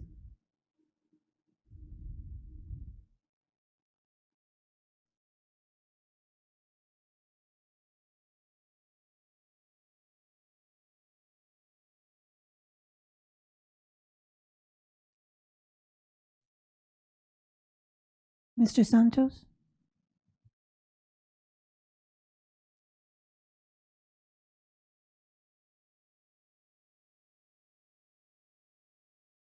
Motion carries. Be it resolved, the Board of Education authorizes the expulsion and or youth court modification, expunging, or rescinding of the following students with ID numbers as indicated to schools of the San Bernardino City Unified School District in accordance with board rules, regulations, and in compliance with Ed Code Section 48900. 6.6, other closed session action. There is none at this time. 7.0, student board member. 7.1, reports and comments. I'm going to go ahead and ask Ms. Akinyemi if she can go ahead and start us off, please. Hello, everyone. My name is Perfect Akinyemi. I am the student board member representing San Bernardino High School. One thing I am thankful for is our teachers, and our counselors, since it is Counselor Appreciation Week. This week, Cardinal City Happenings highlights a lot of positive things happening across our campus. In honor of Black History Month, students were reminded of the cultural impact and history behind soul food and its deeper connections. There are also many opportunities for student involvement, such as link crew applications, community service volunteering, and the upcoming library book fair, and the blood drive this Tuesday. We are looking forward to big events like the Winter Formal at the end of the month, Purdue's Got Talents this Wednesday, and the Prom Fashion Show in March. Athletics continues to make us proud with teams advancing in CIF competitions and strong performance across all sports. Clubs are staying active with weekly meetings and Valentine's candygram sales, and seniors were invited to participate in direct admission recognition celebration at Cal State San Bernardino. Last Friday, Middle College had a blood drive throughout the day. Then in the afternoon, they had their True Arts dance. Last week, they also had Rodriguez Prep Middle School visiting, and next week, a couple of students will go to Richardson Prep Academy to talk about Middle College High School. At Caron High School, they are having their ASVAB testing. Caron Spring Sports are also starting up. They just had their winter ball dance, where they had ice skating, laser tag, and music. They also had their final winter rally. They are also having a financial aid night on the 18th to help students with FAFSA and CADAA, and UCLA has generously donated 60 tickets for students and staff to attend the UCLA College Fair, and gymnastics meet versus Michigan on February 14th. That's all for my reports. Thank you very much. Thank you, Ms. Akinyemi. Can I have Ms. Cervantes? Good evening, everyone. I would like to thank President Ceballos and Vice President Aviles, as well as the board members and Superintendent Arellano for having me today. I'm Valeria Cervantes, a junior and a representative from Arroyo Valley High School. Continuing with this thought, I've noticed how all the dedication of our teachers who go above and beyond. Their commitment helps create a supportive and engaging learning environment, and it truly shows how welcoming and focused our campus feels throughout the school year. At Arroyo Valley, we will be celebrating Black History Month by sharing meaningful facts across campus so our community can learn about influential leaders and the impact they've had on society today. To continue that message, we will also be holding a Spirit Week focused on unity, culture, pride, and as well as standing together as one school community. Moving forward, our girls soccer team has had an incredible season, becoming league champions and continuing their success by winning both round 1 and round 2 of CIF competition. Best of luck to them as they continue their run. Our boys soccer team has also worked hard and earned a spot in the playoffs, showing dedication and teamwork that they bring to their programs. At San Andres, they have been focusing on preparing students for life after high school by hosting a helpful workshop for college applications in FOSA. They're also giving students real-world opportunities and communities by certifying them in practical skills. At San Gorgonio, there's been some meaningful things that's been happening. They hosted a showcase where incoming 8th graders visit to see them what the school is offering them, and students recently began their brain class, giving them a unique hands-on learning experience. Continuing with this, at SLAC, also known as Student Leadership Advisory Council, they've been creating opportunities for students with 2 upcoming field trips designed to help them explore, learn, and gain a hands-on experience beyond the classrooms. Therefore, these are some of the things highlighted by the schools. Thank you again for having me today. Thank you, Ms. Cervantes. Next up is Ms. Martinez Sosa. Good evening, everyone. I am Maremi Martinez Sosa. I am a junior that has the pleasure of both attending and representing Indian Springs High School. Now, I wanted to take a moment to thank the counselors across the district, as it is currently Counselor Appreciation Month. I speak for everyone when I say that they make a huge impact on students' lives by putting forth their efforts and dedicating their time to help students excel in their education. On my campus, I've seen it happen in real time, whether it's helping students adjust schedules, listening to students express their mental health issues, offering helpful alternatives, ground opportunities, or even supplies to students in need. They are always there to offer a helping hand. At my site, they even host an event each month where they give away clothes to students that are in need. They call this event the Counselor's Closet. They are truly unspoken heroes on school sites, and their work does not go unnoticed. With that being said, I wanted to share what's been going on in Indian Springs High School.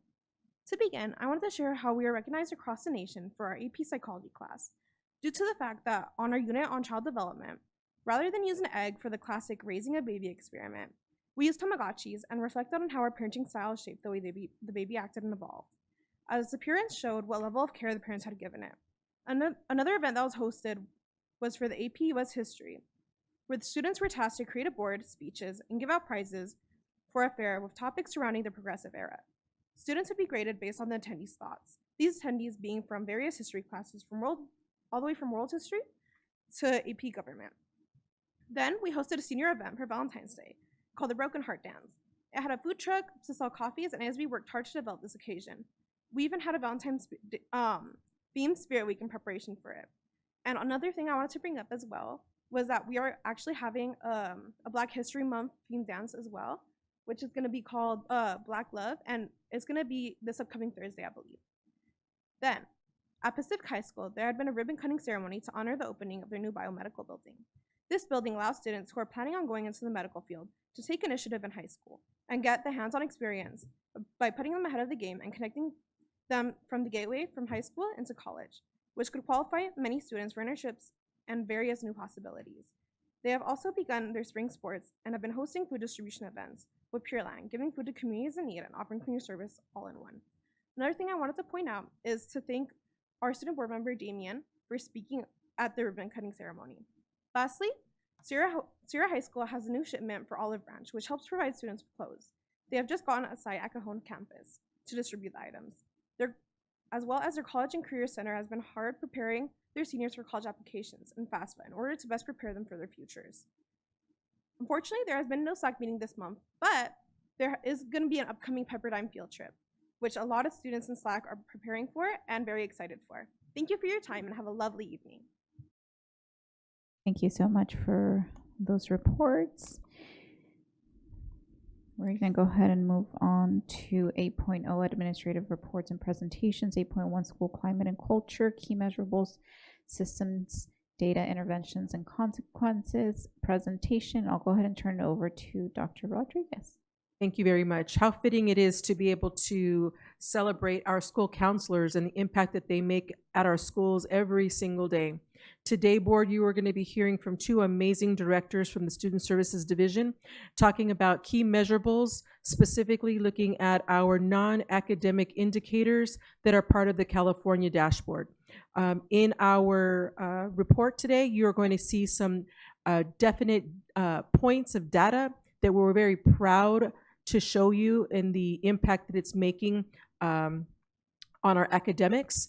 As you will be able to see, when students are in school, learning can happen. When students feel seen and heard and safe, learning happens. And so with that, I'd like to introduce the two directors who are here today. Again, wonderful, wonderful leaders within the division, and second to none in trying to create a climate where students feel seen, heard, and valued.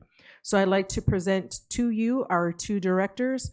We have from Student Wellness and Support Services, Mrs. Colleen Williams, and from Positive Youth Development, Dr. Marlene Baikendova, who work together in collaboration to support students across campuses. Thank you, Dr. Rodriguez, and thank you, board and cabinet members, for having us this evening. We know it's a little chilly, so if our voices vary a little bit, we apologize. We wanted to frame a little bit of climate and culture with the concept of wellness multi-tiered system of support. So climate and culture, if you look at the graphic in the middle, is the foundation. It's the coat rack that all of this hangs on. So whether we're talking about the social, emotional, behavioral side, or we're talking about physical health. And so really looking at how the systems, the data, and the practices that climate and culture brings us allows us to infuse those social, emotional, behavioral supports as well as those physical health supports as well. And really identifying the level of support for each and every child within our district. To do that coat rack that I referred to is looking at the system of positive behavior interventions and supports. We have a recognition system in our state that looks at the key elements that need to be in place, whether you're talking about Tier 1 school-wide or Tier 1 and Tier 2 for small group interventions, and layering that with Tier 3, so for individual student supports. What you're looking at here is a graph over time, so you can see how many schools we had back in 21-22. We had 35 schools.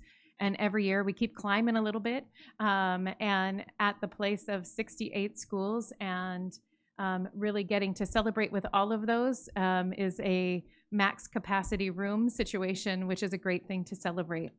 And then if you look at the key metrics over time, we've gone from 35 schools to 68, so you can see the improvement over time of the 4 years there. How many schools are able to look at school-wide systems of support and then provide small group interventions?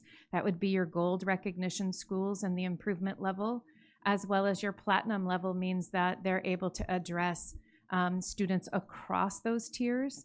And we had 0 of those schools when we started this process in 21-22. And are definitely proud of the 8 schools and looking to expand that as we build those systems with them. In terms of that, addressing the physical health needs, we have some crucial staff members in that work, whether you're talking about your school nurses, your health aides, your licensed vocational nurses, and a lot of other staff that help support the work of physical health. We want to make sure that students feel cared for. We want to make sure that we identify and address barriers to their academic education. We don't want them sitting in a classroom with a toothache. We don't want them not being able to see the screen in front of them or the board ahead of them. And so really looking at putting those system pieces of climate and culture in place and applying that to the physical health supports.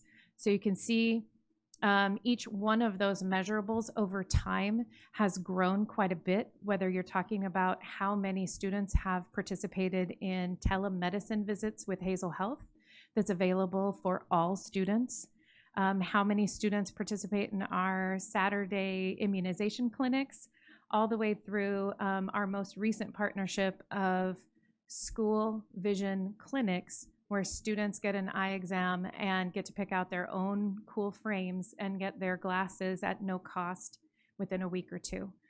So we're very proud of the work that our teams are doing. They are working seamlessly to ensure that all students get the care and support that they need in the physical health realm, so they feel well when they are on campus. In terms of counselor support, so I'm so excited to hear the impact of counselors at the high school level, and really so thankful, and I will make sure I point that out as I share out to counselors as well. So some of the work that they do aligned to the American School Counseling Association core elements. They support students' social emotional health and academic and college and career. So that looks different at each one of the developmental levels, whether you're talking about elementary, middle, or high school. High school, obviously, they have a lot more to do in academics and college and career planning. So what you're looking at here are a couple of measurables. In terms of bully prevention lessons, those are across kindergarten through 12th grade. And you can see that last year we ended the year with 52%. And pleased to say, at this time of the year, right now, what you see in the blue box there is that they're already at 62.5% complete. So they've already exceeded where they were at the end of last year. And so we are very thankful and hopeful for the end of the year to get that number really close to 100%. In terms of Aries academic plans, you can see the coursework over time, ensuring that each one of our high school students has an Aries academic plan. We ended last year at 84% and are at 55% so far this year. So working with each one of those students and making sure that they have a plan, and that plan is almost written in wet ink, right? So they're constantly adjusting and updating those plans over the course of the 4 years with students. And then the work of supporting counselors has been very collaborative, working with secondary education, working with ETSA, and aligning the work that we're doing with the college and career readiness teachers, aligning the work with the MTSS TOSAs at the high school level, as well as ensuring that we have great measurables, working with our AET department to develop a counselor-specific dashboard within Unified Insights so they can get to their students' data quickly, so they don't waste their time finding the data. We want them with kids as much as possible. And then making sure that we're expanding the focus of college and career indicators. We're doing that across 6th grade through 12th grade now. So not waiting until students enter high school, but really starting the college going process with our CCGI work, with our 6th grade, 7th and 8th graders at the middle school level as well. Every single year we do student voice survey through the Panorama student survey. It has 2 major categories. The one that you're looking at right now is the work that they're giving us an assessment on our climate and culture. What's their experience of the culture and the climate of the school? It has 2 chunks. Elementary is broken into grades 3 through 5, and secondary is 6 through 12. So I gave you longitudinal over 3 years. You can see the categories are the same. Their questions are a little bit different, obviously, developmentally. And so you can see growth over time in almost every single area there, whether you're talking about the support for academic success. That's really about what classroom teachers are doing for students and creating environments of support and service. The ability to apply the knowledge and fairness of the discipline rules and norms. Our students are telling us whether or not the rules of the school are being implemented fairly across and equitably across our student populations. A sense of safety. You see, we took a dip there in a sense of safety for elementary students, and we are looking at the cause of that. This data is from February and March of last year. The survey window is currently open for this school year, so we'll have those results in April. But we are leaning towards some of that sense of safety are things that are happening in the community, the nation at large, and the safety levels that we have across. And then our sense of belonging, you see that we have a little bit of a blip there, but really all climate and culture supports, all interventions are focused on increasing that area as we train school staffs as well. And then our secondary students making headway in every category, those same categories that I mentioned as well. And then as we look at climate and culture, there are times and causes where students need to be suspended based on ed code. And so I'm going to pass it to Dr. Vaikandova to talk a little bit about that.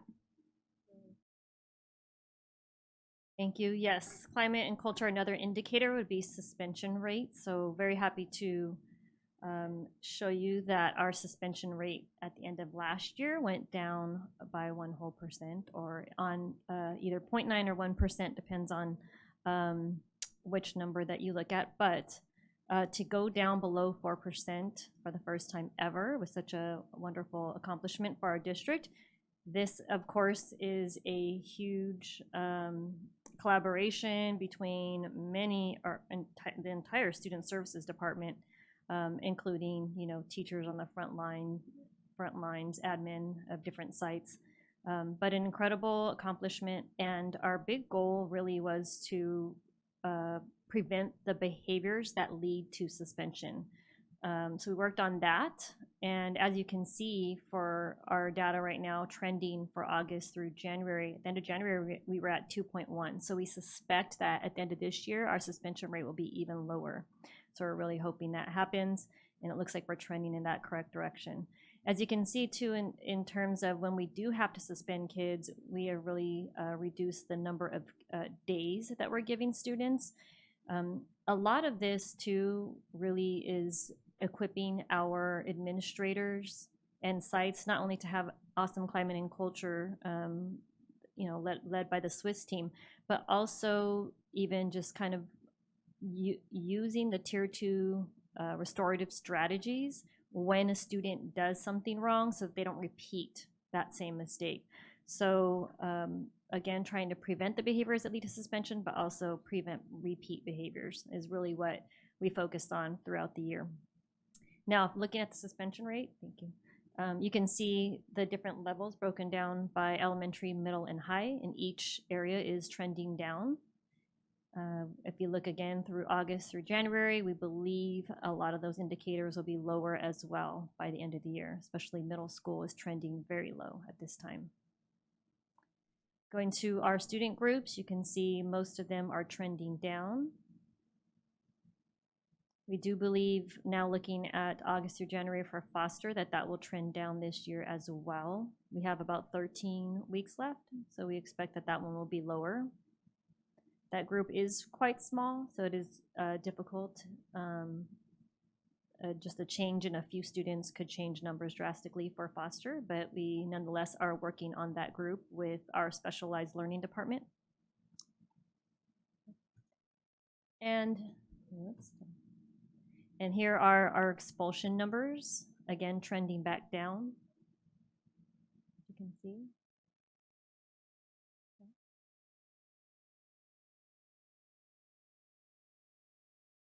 You're going to remember to turn these buttons on. So as we look at that data and the intertwined or integrated work between positive youth development and student wellness and support services, there's definitely elements that both departments are focused on improving.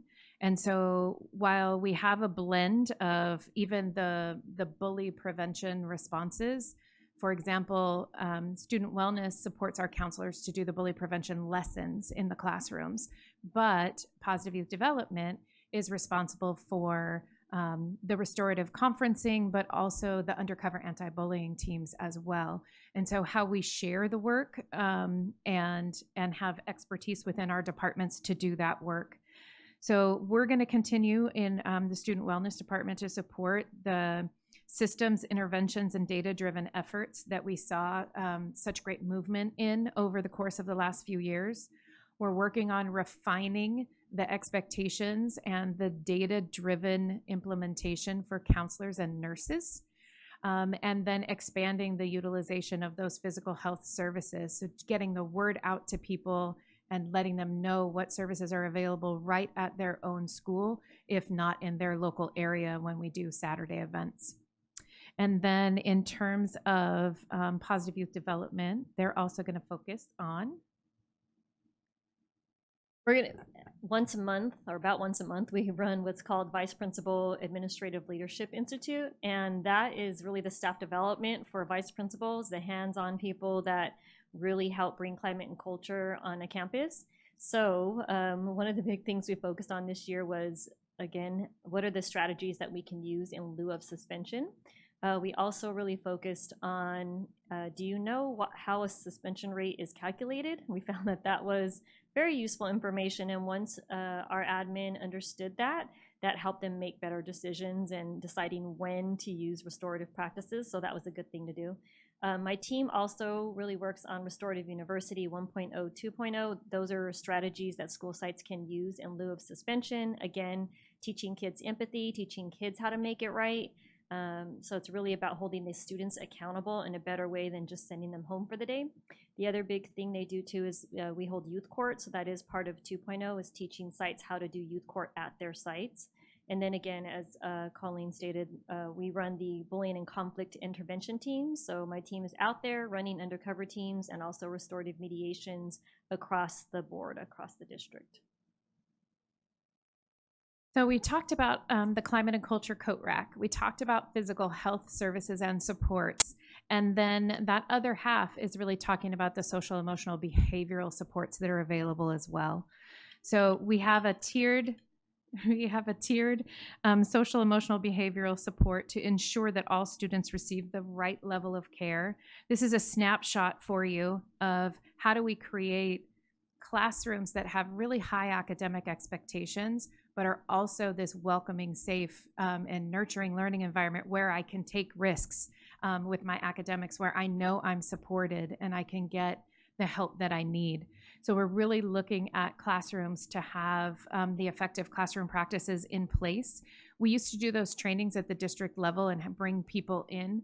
We're now doing those at the school site where all teachers can be receiving that information all at one time to support the implementation at the school.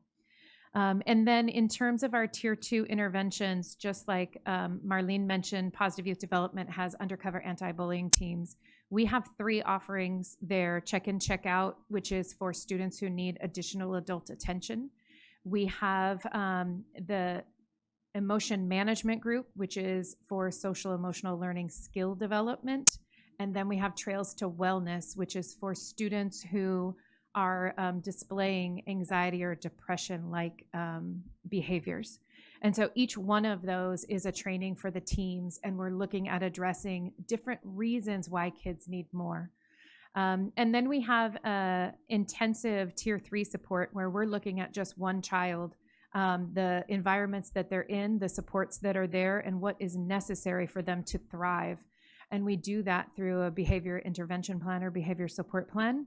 And so we have lots of students year to date that are supported thus far, besides the fact that that same team that's supporting those schools is also training schools to build their capacity to do it at their own schools as well.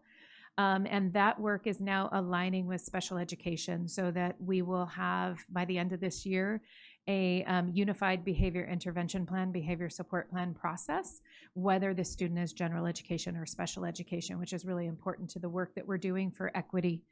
And then lastly, in the Tier 3 world, the individual mental health therapy services that we have. We've expanded that service across 36 schools.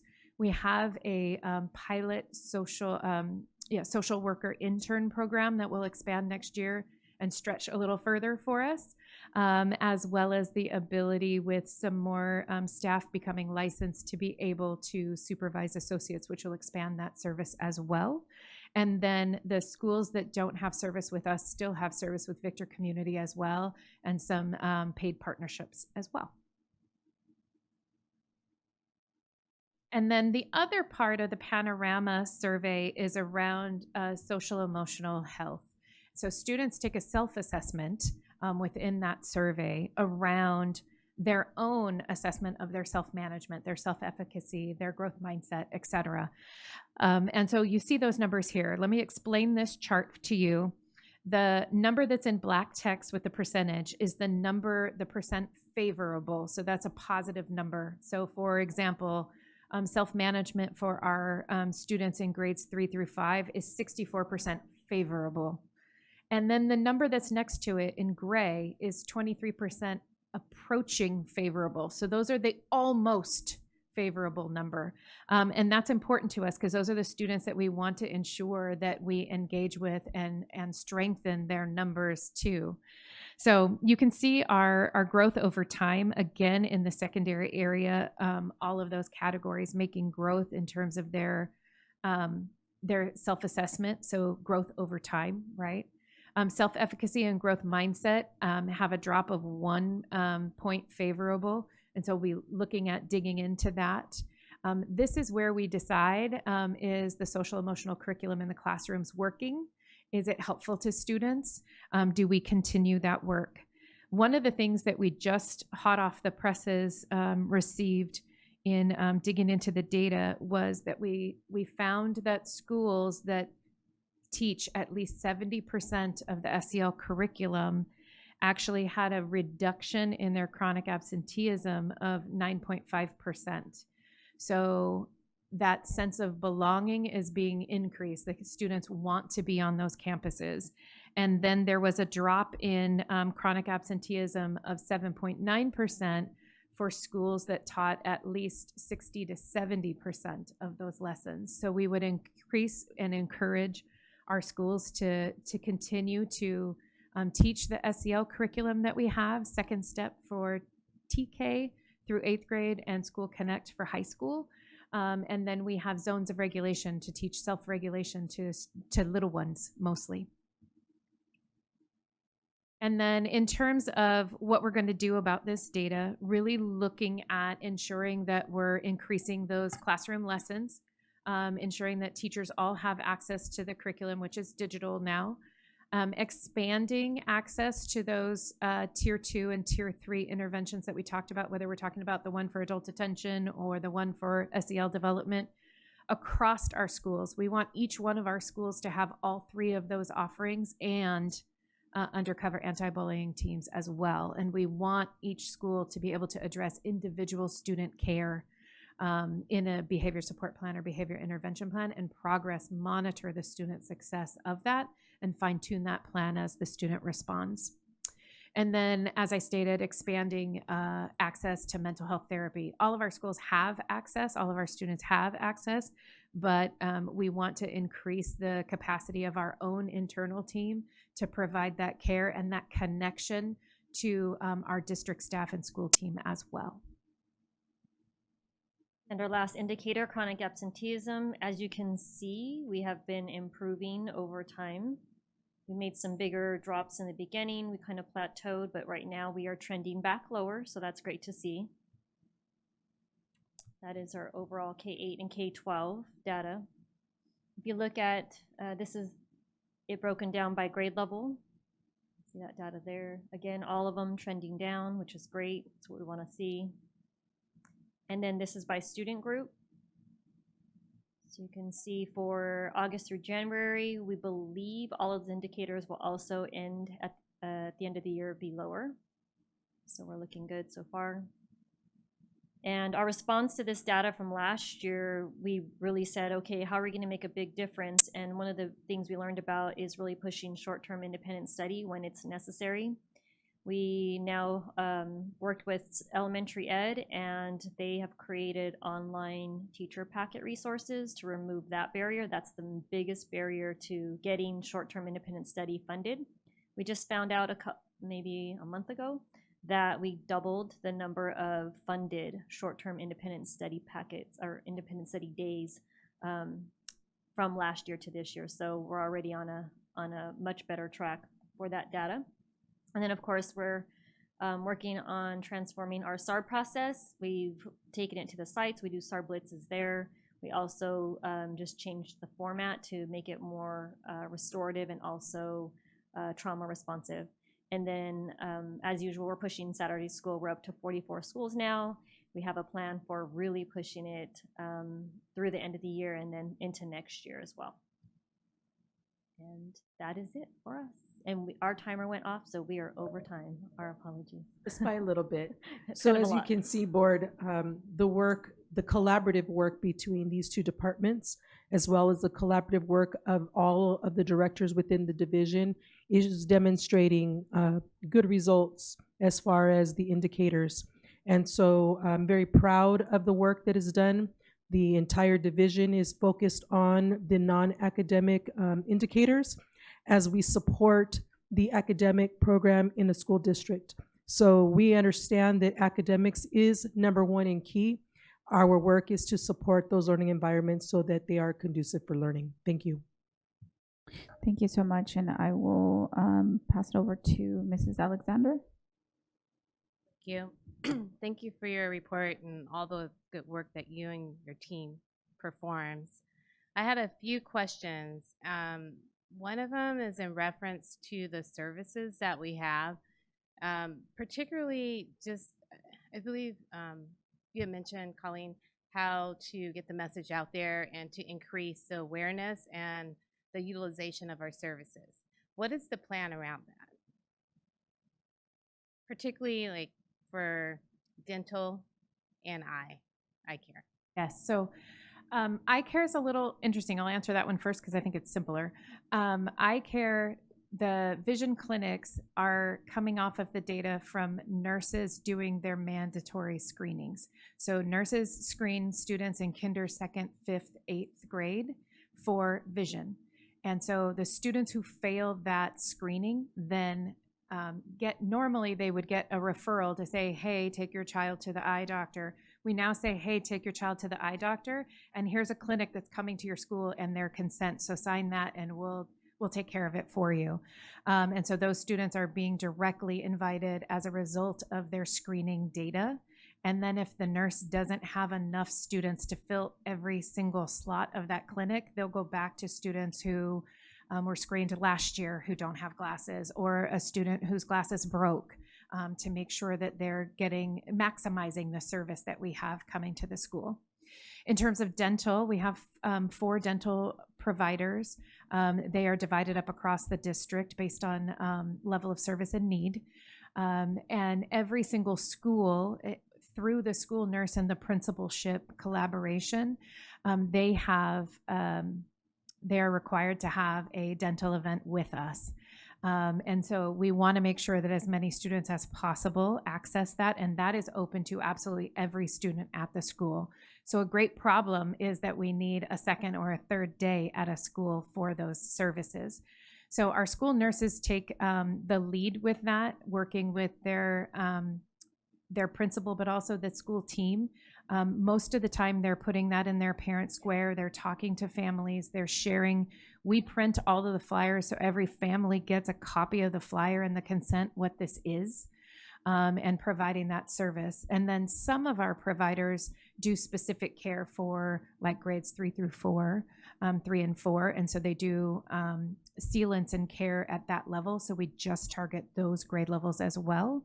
And then we provide and have updated the student wellness part of the district website to have a new navigation tab with the help of David Chavez, to have a new navigation tab that just says, services to families, and they click there and they go, oh, I want dental, oh, I want mental health, oh, I want this. So it's easy access for our families there as well. So the more we can get the word out, the more we share information. And then we're designing some not flyers. Why can't I think of the word? Banners. Let me get there. We're designing some banners to hang up at the schools like a week or 2 before the event, so that the community, when they come and drop their kids off or they're picking their children up, they can see, oh, it's coming and it's in 2 weeks. So all I need to do is either read this QR code or go to the office and get a consent form as well. Then maybe also speak about the collaboration with family engagement. Oh, so family engagement is doing in collaboration with us, is doing some parent trainings as well. So they just held one on Hazel Health to spread the word about Hazel Health and making sure that our families know that it's a free of charge service and doesn't hit their insurance either. And so that students have access to that on campus, but they also have access to it during the school bells when they're at home sick, so they can reach out on their own technology or the technology they have from the district to see that as well. So our family engagement department does a lot of navigating for what services and supports do our families need, and so they always consult with us to do those trainings to make sure that they have up-to-date information and that our families have the direct connect. I think those are excellent. So are you anticipating that our numbers will improve in result of the systems that you've added to compared to last year? It sounds like there's been a change. Yes, and many of our dental events are overflow into multiple days, and identifying the schools who do that really, really well, and the relationships that people at the school team have and the trust that the community has for them is a key element for sure. And so how do we replicate that across the district? Right, because I understand that some of the low percentages were stemming from the fact that the paperwork wasn't filled out. And so that's some of the feedback that I received, particularly when it came to some of the school sites. But it sounds like some of the measures that you're taking will help improve that in terms of just getting the message out there, particularly just what I've been hearing when it comes to just dental. And appreciate that feedback. So that's helpful to us. Part of doing professional development with our health aides every single month is an opportunity to align there. So our health aides are often the people who are hanging on to those consents, but how do we scan them and make sure that they're done to completeness so that the child can be seen is an important element as well. Thank you. You're welcome. Mr. Tillman? Oh, in terms of the dental and vision clinics you're talking about, how do they get paid for it? So vision is interesting in that we have two partners. We have Lesenac Free Clinic and we have Western University. So Western University, it's student eye doctors. They are practicing how to use all of this equipment and do eye exams. The full eye exam like you do at your eye doctor with the number one's better than number two's better. You know what I'm talking about. I don't even know the name of it. And so they bring all of that equipment for exams and students. Lesenac is funded. And that's for free? Yes, both of them are for free. It doesn't matter which service your school is assigned, because we have two, and so we divide the district up. And Lesenac Free Clinic, they actually have a free clinic over by St. Bees, but they are privately funded from donors. And so we started this with them just a year ago, and they gave us, one Wednesday a month. And then we said, well, that'll give us 12 schools. And how about, do you have two? And they said, yes, we do. And then, so now we have 1 day per week to get coverage across the district. So Lesenac does the bulk of our schools, and they had gone back to their private donor and said, I have this district who has need, can we do this? And so we did do that with a press release of who the private donor was to Lesenac, and making sure that they know how appreciative we are as a district. So I think our numbers last year, we ended at over 900 kids received free glasses. And if you own a pair of glasses, you know how expensive it can be to go to the eye doctor. And then increasing that for this year as well.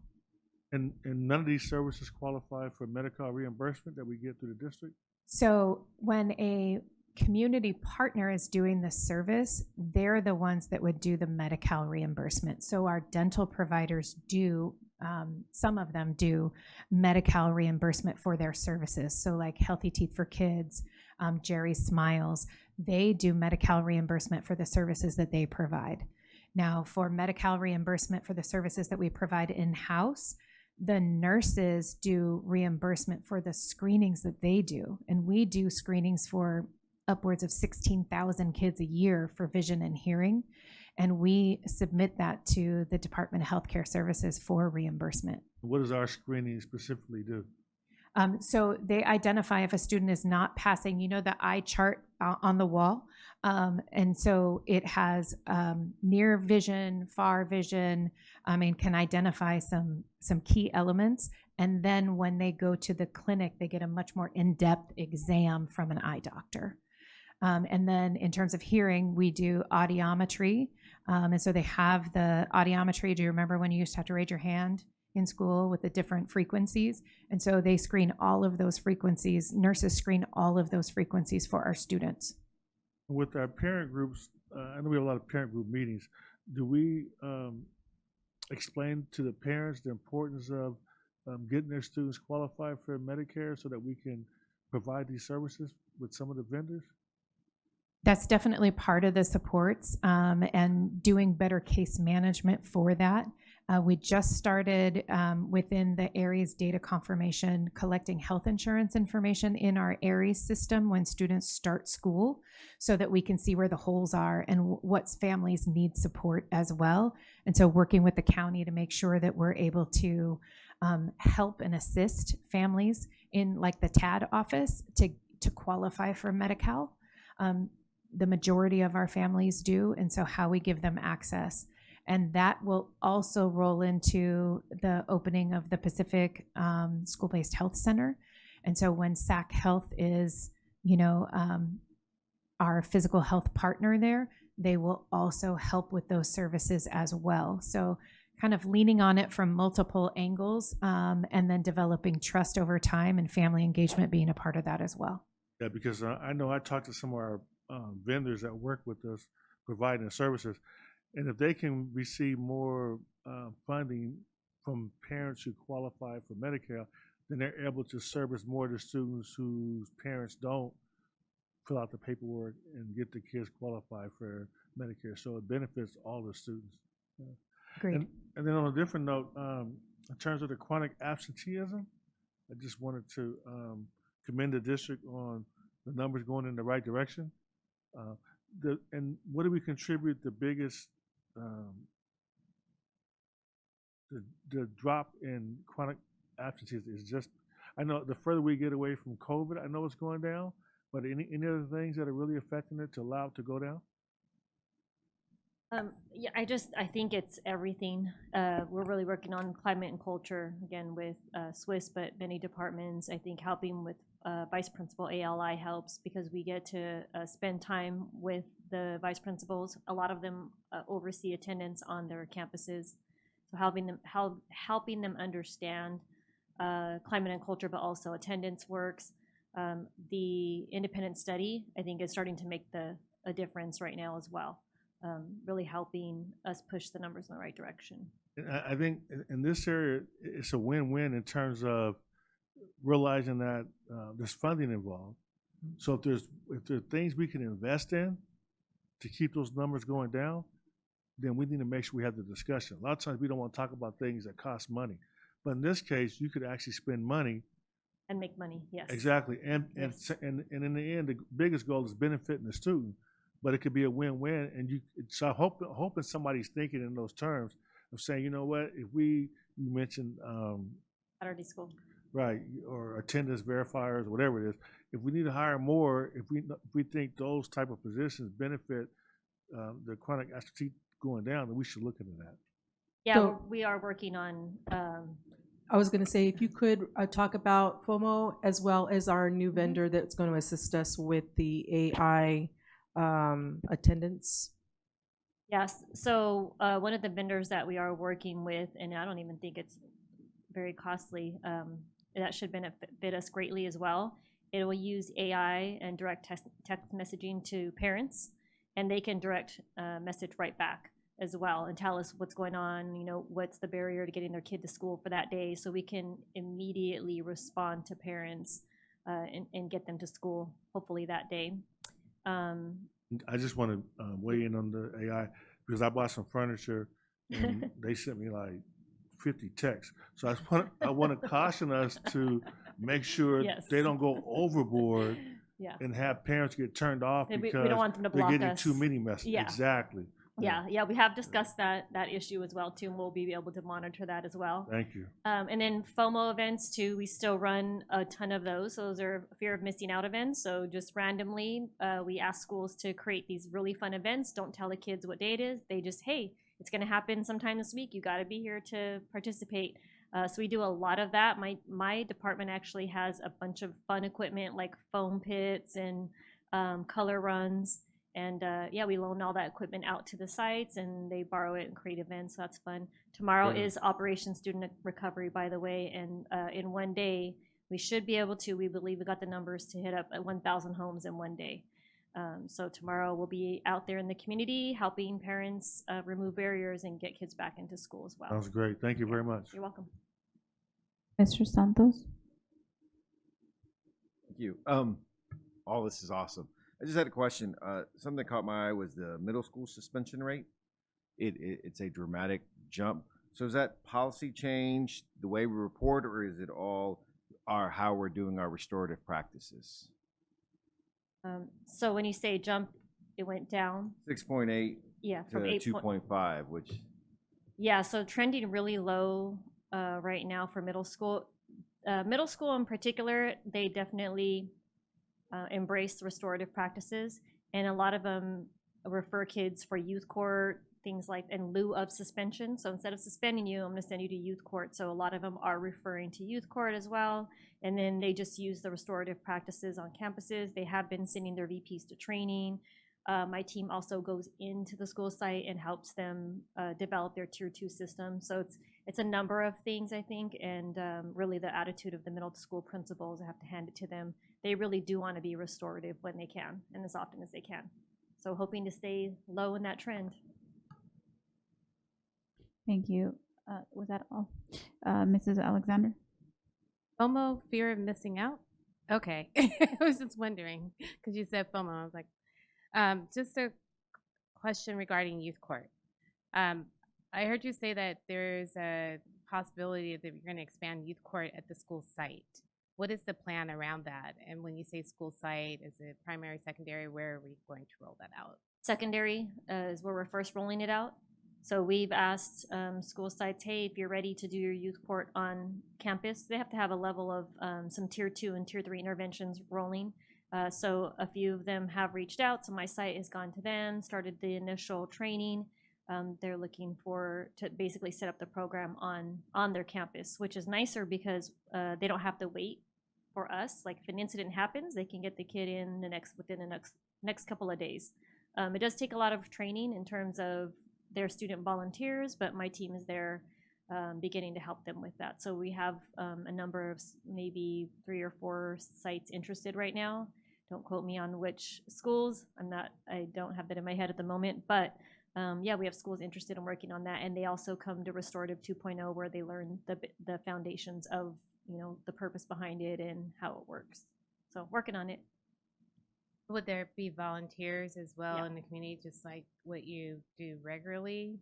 Yeah, So very would- similar, but most of their volunteers are going to be the kids from their actual school site, which is nice, and then probably some staff members, and then they are always encouraged to, let's say they have some parents or volunteers for their actual community, so it's kind of nicer. It'll be more localized to the student.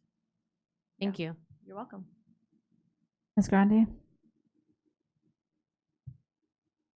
Yeah, I love the FOMO. I remember when I first heard it, it was like, it makes so much sense. It's like, why do I have to go to school? And now they answer it themselves. Well, I don't want to miss.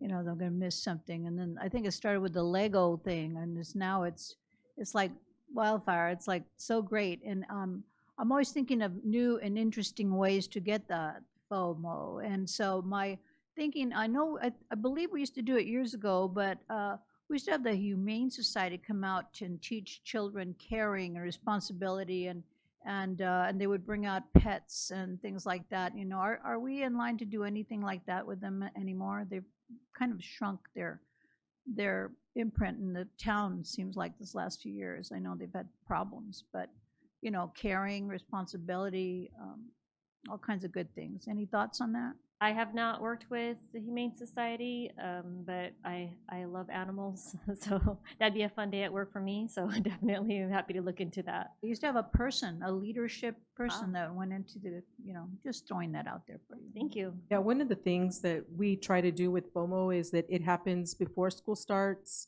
at lunch, or after school, because we do not want to impact the instructional day. And so many of our school principals are the ones who come up with some very creative ideas as far as what they might be able to do for FOMO. One example of is that at Brown Elementary, a FOMO event is the teachers dress like characters.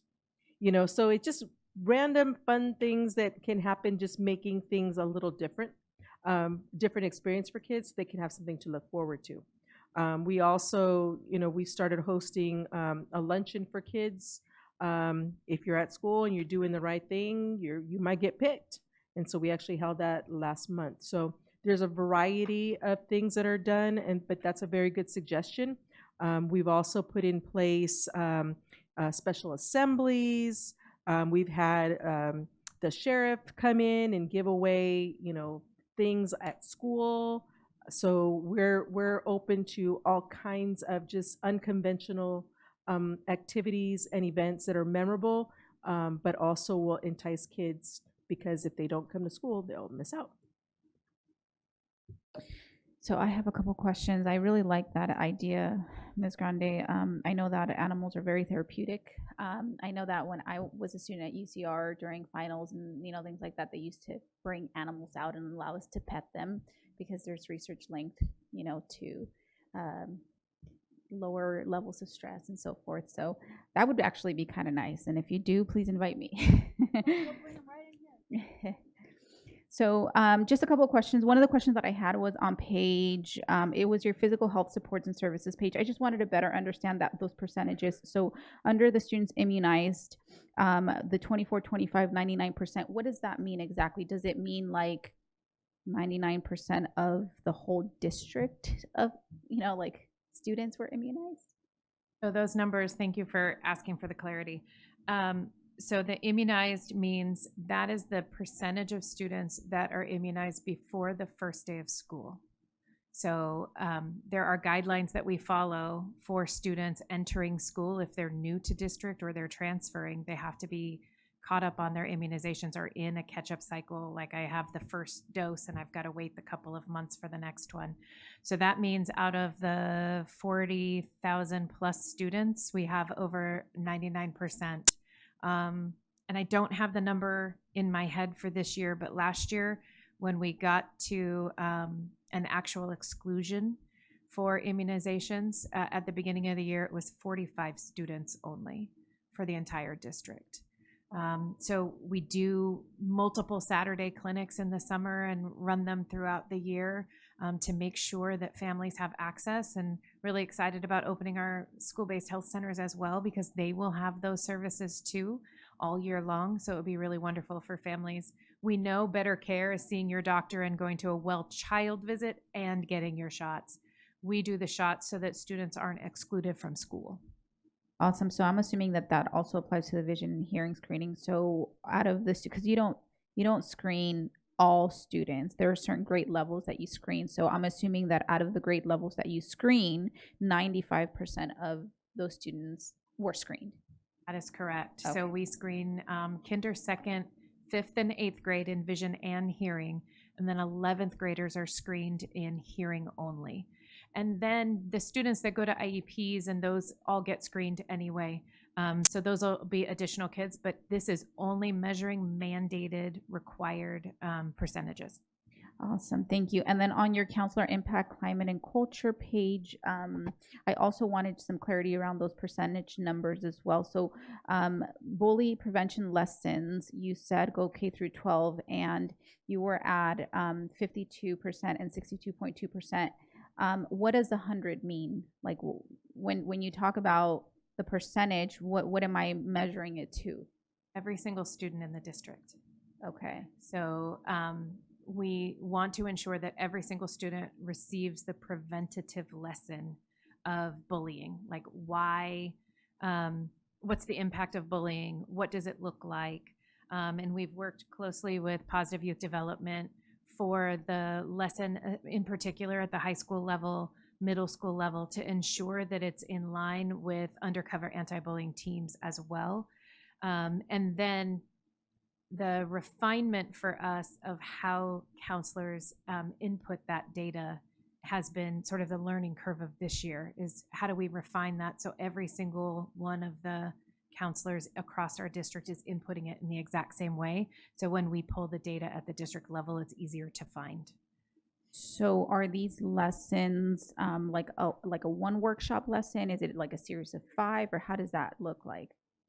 So it is one that we're measuring for this that meets the federal and state requirements, that talks about at-risk populations that are more apt to be bullied and what we do about it. And so this is measuring the one lesson. At the elementary school, there is a series of lessons in this facet, in this topic, but we're measuring just that one mandated one right now. Got it. So at the secondary level, what does that look like? Is that like per period, at one block? Do we put off one block for, I don't know, an elective or something? Like, how does that look like? So schools organize it differently.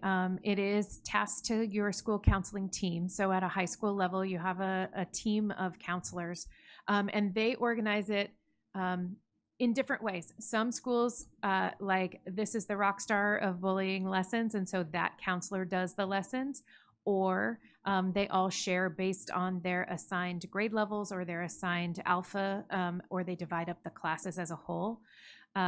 But we want to ensure that it's not happening in the core academic areas. So electives, but it has to be a course that all students are taking.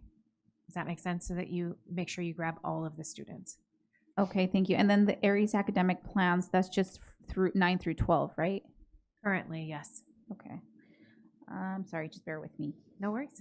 Really quickly. For your response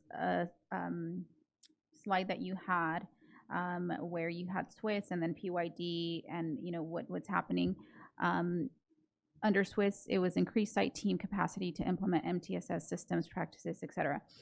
When you're providing these trainings, are you, so I heard earlier that you said that you now are going to sites to support teachers at the sites and provide them with those trainings at the sites. One big thing that was a big thing was the staff responded better to the model I do, we do, you do, right? So making sure that I'm doing it, I'm modeling it, then we do it together, and then the gradual release. Now you do it and I watch, and then I give you feedback. Is that the model that we're implementing? So part of what we do is build the capacity of the school site team. So they need to have their own coaches. We help them identify who are the coaches, who are the superstars that can model those behaviors on their campus as well. And then in terms of training, we talked about the tier 1 classroom practices being trained at the school so that you have an opportunity to train every single teacher, every single staff member on that campus, rather than it being a little nucleus of a team that then has to go out and train their whole school. When we're talking about the trainings that are happening at the district level, we bring a team from the school to be trained so that they're all supporting that intervention implementation. Now, the shift that has occurred this year in Swiss is also going out and supporting the school to implement whatever that intervention is, whatever that practice is, like you're talking about. Part of that climate and culture assessment system is looking at what's happening in classrooms, looking at the interventions that they have in place, and what does the data say about the effectiveness of it being in place. So are students responding to those practices in the classroom? You should have less office referrals if that's happening. You should have less suspensions if that's happening to Fidelity. And the same is true with those tier 2 and tier 3 interventions as well. So I'm sorry. So are we doing that model of I do, we do, you do across the district, or? Yeah. So we model it within training. Okay. We have people on the school site that are Okay, the hold on, back up for a second. When you Yep. say we model it in training, what does that mean? So within the training, we're modeling the practices that we want the staff to utilize. So for example, we will have the staff that come to training participate in a restorative circle within the training. Okay.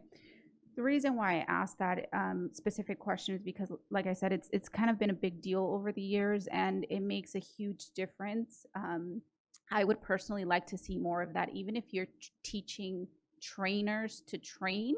Even those trainers need to be taught in the I do, we do, you do format, so that then they're able to kind of go back to their sites and be able to deliver and then do the I do, we do, you do to their individual staff members that they're supporting at their specific sites. So although I appreciate, everything that you guys are doing it in that sense in training, I would personally like to see more of going out to the actual sites and working alongside the sites, providing that level of support, because it's, and I'll speak from personal opinion as well. At my job, I can go to a training and I can listen to it, but then I go back to my side and then I'm like, how am I supposed to implement it? Even if I conceptually understood it, practice is a completely different thing. And so I would benefit a lot more from that level of support. So, if we can just do more of that, I think that, that's what I'm requesting. And I don't know if that means that there's a cost associated to it, which I'm sure there might be, but that's what I'm, kind of seeking for. I know that that's been an interest and something that I've heard over the years from teachers and staff and things like that. So thank you for that. And then the other question that I had was around social emotional behavioral health, that slide in particular. I saw your check-in, check-out, second step and so forth. Are we monitoring the fidelity of those interventions, and how are we doing that? Yes, we're monitoring it. It is implemented in the Panorama Student Success Platform. So we monitor every student that's in a intervention and their specific goals, and if they're making their goals every single week based on the presenting problem, the behavior that they're working on. And then our team is working alongside the staff at the school as they do the implementation. So supporting the facilitator of the team, supporting the school staff as they are identifying students for a particular intervention, setting their goals, progress monitoring, delivery of the curriculum, all of those pieces, our team is there with them, walking alongside them. Awesome. And for the monitoring, it's not just we're monitoring the students, but we're monitoring that the staff are implementing to fidelity. Yeah, so this world, if there is a lack of success from a student, you don't just look at the student's response, but you look at the implementation of that intervention. Are we doing that to fidelity, or is there a piece or a component that we're missing, or that somebody forgot that they had a responsibility? And so how do we shore up those pieces to ensure that at least 80% of the students are receiving that intervention and responding positively? And if they need, identifying when students need more or can fade away from that intervention. So we have that built within that system as well. Awesome. Glad to hear. And then just, I think this is my last question. As far as your second step, curriculum, because it's a curriculum, right? As far as your second step curriculum, are we seeking out input from teachers and principals as to whether they believe that it's being effective? And I know that earlier you had said something along the lines of some outcomes associated with some schools that were implementing certain things. I think you mentioned chronic absenteeism, or maybe even like suspension as outcomes. But I'm curious, if we're soliciting feedback around that specific curriculum from school sites, teachers, principals, and what is it that they're saying? Is it effective? Is it? And just second step particularly? Okay. So second step is the curriculum that we have for TK through 8th grade. We have received some feedback at the middle school level about their engagement of it. So we are looking at, does School Connect have something, and School Connect is what we use for high schools, does School Connect have something that would be appropriate for middle school as well? So we're gaining that feedback right now and looking at possibilities. The thing to note also is that you have those curriculums being used in Tier 1 in the classroom, and then we ramp those up in Tier 2. So that's the same, the curriculum has to connect. So if you're going to change the curriculum in Tier 1, you need to change the curriculum in the Tier 2 intervention as well. So like if a student needs a reteach of a math lesson, it would be the same thing for an SEL lesson. Have we heard anything from elementary sites regarding the effectiveness or even the like utilization, of this particular curriculum? So I haven't specifically, but I can seek it out, and our schools report directly to someone at the classroom level with our point of contacts, and so they would have that information, and they're about to go through the state assessment process for their systems, and SEL is now embedded into that work. Okay, I think those are all my questions. I really appreciate, you guys all working alongside also with special education. I really appreciate the unification of the behavioral education plan. And I, wish to continue to see, more alignment if possible, maybe utilizing some of, their experts over there, because that's what they do day in and day out, and seeing how we can, use even more strategies or interventions that they use with, or, special education students that maybe we can, bring over and also continue to implement at that general education level. So thank you so much for coming out. I really appreciate the presentation, and thank you. Oh, Dr. Wyatt. No, I just want to say thank you for a great presentation and all the amazing work that you and your teams are doing. It's obvious we're getting incredible results. Thanks. Thank you. All right.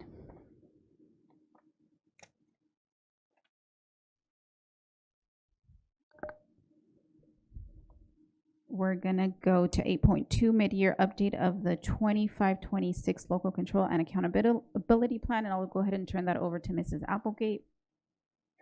Thank you, President Ceballos and board. I'd like to go ahead and hand it over in just a bit to Ms. Kimber Sargent. But before I do that, I just wanted to say thank you to her and her team. I see Ms. Martha Eaton here and Ms. Cheryl Tagashi. The LCAP is massive, as you know it, and it involves so many different educational partners. And Ms. Sargent and her team always do a great job of really working with all the different divisions, with our school sites, to really produce a very high quality LCAP and the expenditures and everything that they're involved with. So without further ado, I'll go ahead and pass it over to her so that she can bring it in her understandable way that she always does. So go ahead, Ms. Sargent. Thank you, Mrs. Applegate, President Ceballos, Vice President Aviles Grande, Board, Superintendent, and Cabinet. Thank you for having me here tonight to share a mid-year update. Our board has always been very forward-thinking in making sure that the LCAP is not a plan that we write and put on a shelf and never think about again. We've actually been providing a mid-year update for many, many years, where it only recently became a requirement. So we were ahead of the game. The board continues to provide that ahead of the game direction. In this year so far, you have had presentations from several directors and several different departments that represent parts of our LCAP, including what you've heard tonight from our Student Services Division. Many of those supports coming from the funds within our LCAP. So I am very happy and pleased to provide you tonight with our mid-year implementation of our local control and accountability plan. Tonight for the presentation, I have provided you with a copy of the presentation as well as a copy of the mid-year report. This is available for your pleasure reading as a hard copy, but we also provided it to you digitally, as we know that might be a more amenable format for you. But we'll go through the timeline for the LCAP. This is no longer just a single point in the year. This is a cycle that we follow throughout the year. Some of the communication tools that we use with our educational partners, and I can appreciate Ms. Alexander's request in making sure our parents are always up to date and involved. And I'll share a little bit about the tour that I go on as our district's representative here for the LCAP. The mid-year progress, this will be broken into the 4 main portions of the budget within the LCAP. So I'll break that down for us, some of the highlights. Some of our expenditures, we'll give a full update on the expenditure level where we are to date, and then a review of our state and local metrics, and then next steps. The nice thing about the direction that the board provided and having the directors and different divisions present throughout this year, starting in September, is you've heard much of this information, and this report is really a synthesis of that information. There isn't really new. You haven't heard this information, but happy to provide any details that you might need for it. So again, this is a 3-year plan. We are in year 2 right now. So it's a 3-year plan. We're in year 2 and beginning the process of looking at year 3 for this cycle. At this time of the year, we are providing our mid-year update first here to our Board of Education, and then I take this out to our different parent groups, our student groups, superintendent parent advisory as well, to share this information with them. And then my team works with each of our school sites to share this through our parent advisory group, school site council, so that if a parent's not able to come to one of our district meetings, we understand that, but it is shared also at the local school site level as well.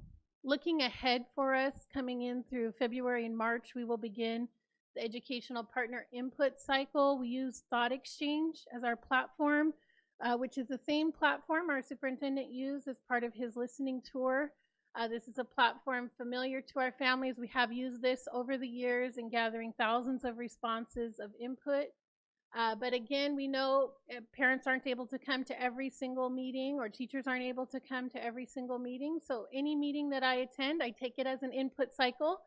And I am taking notes, and my team is taking notes, so that we can incorporate that into the full feedback, not just for our LCAP, but our other funding sources as well. Looking even further ahead into May and June, you'll see me back here again for the public hearing of the LCAP, and then adoption from our board in June. These are some of the tools that we have here. These are tools available on our district's website, so you can get this from the home page of the district's website. You can also visit directly to sbcusd.com/LCAP. We provide these tools in English and in Spanish for our families in a variety of formats. So the first is a conversation starter. This is a 1-page document that summarizes the first 3 goals in our LCAP that provide them a starting point to share at school site council, talk to a parent about, talk to somebody within their circle. We also have a document that goes into more depth, and it provides a list of all of the actions within goals 1, 2, and 3, the metrics that are assigned to them, as well as the dollars assigned to each action. And that is the 15-page. Both are a summary, just at different levels of our LCAP. In total, right now, our LCAP is just under 400 pages, so it's a very light read, very quick, easy read. But we do provide these tools so that I'm not the only expert in our district. We have experts all around, even parents within our advisory groups. They know this information and feel like they can share this information as well. If the infographics are not your thing, we also provide a video. The video is in English and Spanish. I shared the video last year. We update this each year. So I will save us tonight and not share the video, but it will be shared via social media as well. So working with our communications team to get this out via the various platforms.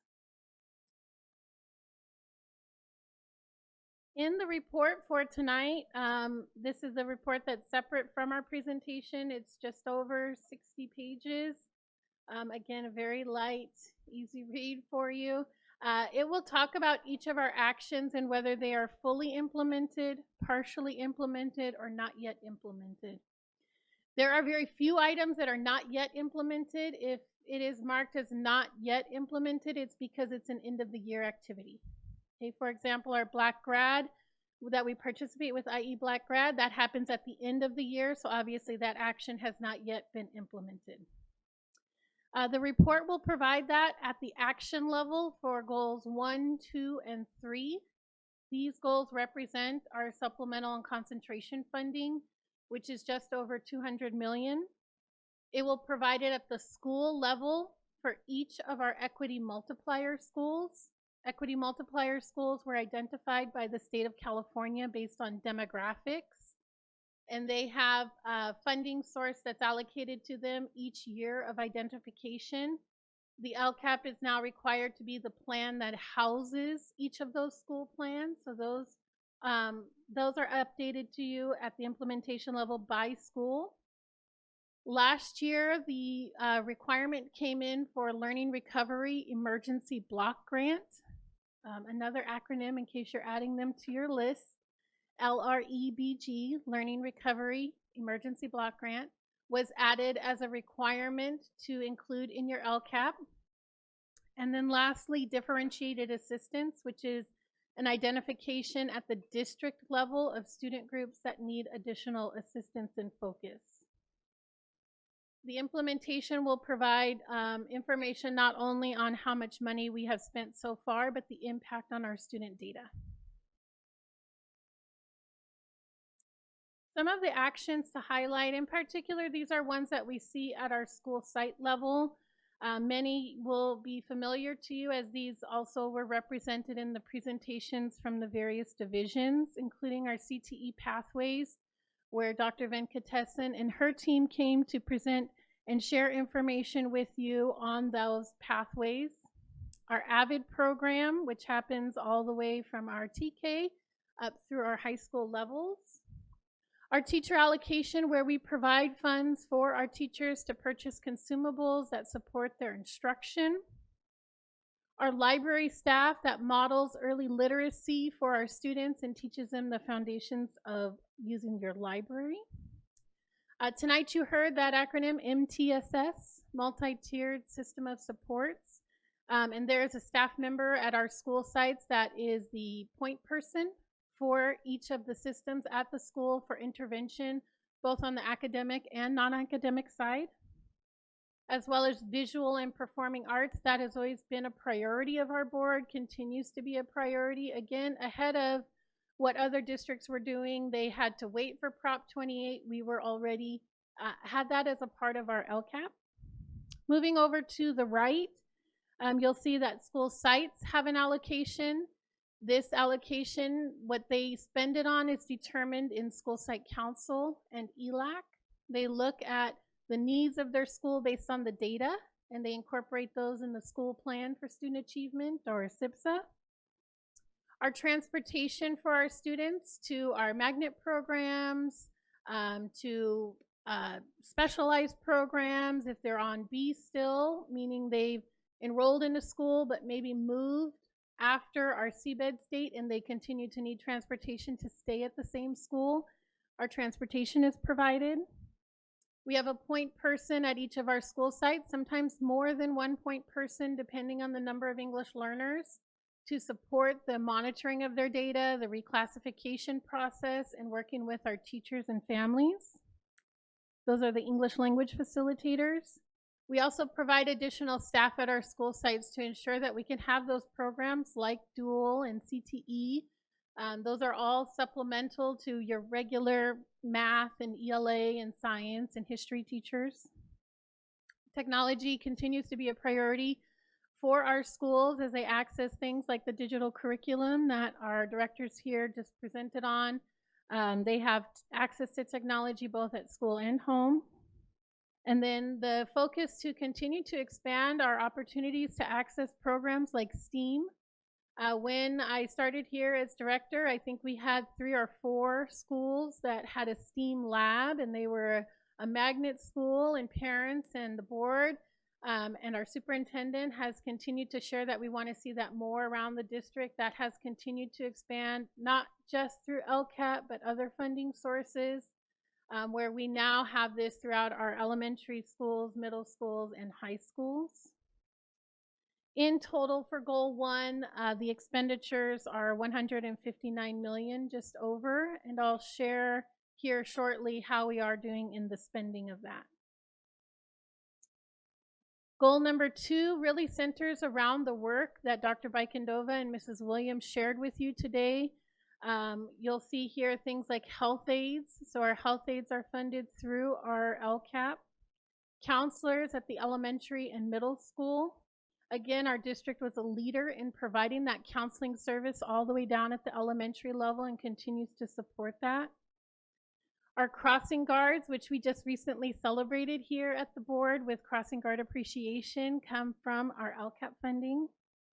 And as Mr. Tillman pointed out, that investment in staffing to support attendance, that comes from our LCAP as well. So each school site has a person dedicated to attendance, reaching out to families, helping to remove barriers and obstacles and promote positive attendance. Our vice principals, which focus on the implementation of positive behavior interventions and supports, PBIS, which Mrs. Williams shared about, that's at the elementary level. And then our student leadership, which we know we have our student representatives here, is what's supporting that as a priority in our district to really increase and echo the voices of our students and make sure that they have a voice in the actions that support them. And then in Goal 3, under the direction of Dr. Rodriguez, with our parent volunteer workers, we want to highlight the work that they do to create that bridge between the community and the school and access to different resources and how to navigate the system of schools. And then our translation and interpretation to make sure that our families are able to attend and participate in meetings in a language of their preference, so they feel comfortable, they understand the material, and they can also communicate to those who might be sharing information. Our Goal 2 investment is just over $36 million. Goal 3 investment just over $5 million. And if we look at this, sorry about that. If we look at this as an implementation in dollars, that's what you'll see on slide 8. You'll see the implementation of Goal 1, we are at 74%, Goal 2, 94%, Goal 3, 82%, and overall, Goals 1, 2, and 3 at 78%. For some of our actions, the expenditures happen right at the beginning of the year. Some of them happen right at the end of the year. I have ongoing conversations with the leads that oversee those actions to ensure that they have the funding that they need for the projects that they have set. Each of them complete budget development with me to make sure that we have funding in place to make sure we're able to provide those services and supports to our students and families. So you can see these first 3 goals. These represent our supplemental and concentration funds. They are primarily directed to English learner, low-income, and foster youth students. However, we know all students benefit from these dollars here, and that's, again, just over that $200 million at $201 million. That takes us through the first section of the LCAP. That used to be the whole LCAP. That would be the end of my presentation and I would be done. But they've added additional requirements in, as I shared. The first being equity multiplier.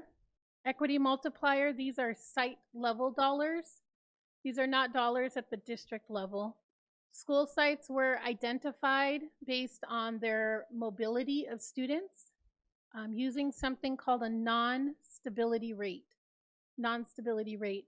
That rate plus their socioeconomically disadvantaged rate, if they met the combination of the 2 requirements, then they were eligible to receive this additional funding. So for the non-stability rate, it needed to be higher than 25%. That means that they had movement of more than 25% of their student population from the first day of school to the last day of school. And they needed to be above 70% in the socioeconomically disadvantaged rate. For most of our schools, they easily meet the 70%. It's the mobility or the non-stability rate that only some of our schools meet. And you can see those listed here. So I did goals 1, 2, 3. This is going to be goals 4 through 19. So 4 starting at the top with San Andreas. These dollars are multi-year dollars, so it's not an expectation that they're going to spend these dollars in 1 year. They have multiple years to spend the dollars. The requirement for them to spend the dollars, they must address the lowest achieving areas of their dashboard. So they meet with me and with my team. We look at their dashboard and do a comprehensive needs assessment and write a multi-year plan. So it is okay if these percentages are a little bit lower because we expect them to spend these funds over time. The way that they spend these funds are on things that are evidence-based. So many of the school sites have made investments in intervention, be that staffing or services like tutoring, as well as building the capacity of their staff so that this is something sustainable after they no longer have these funds. They're able to still continue to benefit from that additional training. On slide 10, you'll see the continuation of our equity multiplier schools, 13 through 19.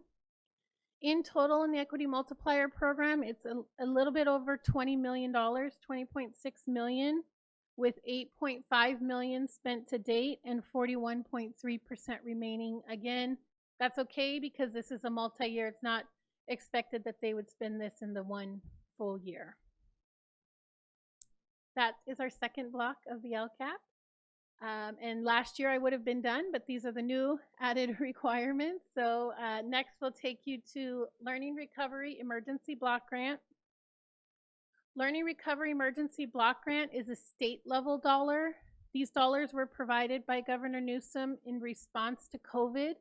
We had ESSER dollars, if you remember that, from a few years back at the federal level. This was at the state level, our governor's response. And in the beginning, there was no plan requirement or utilization requirement.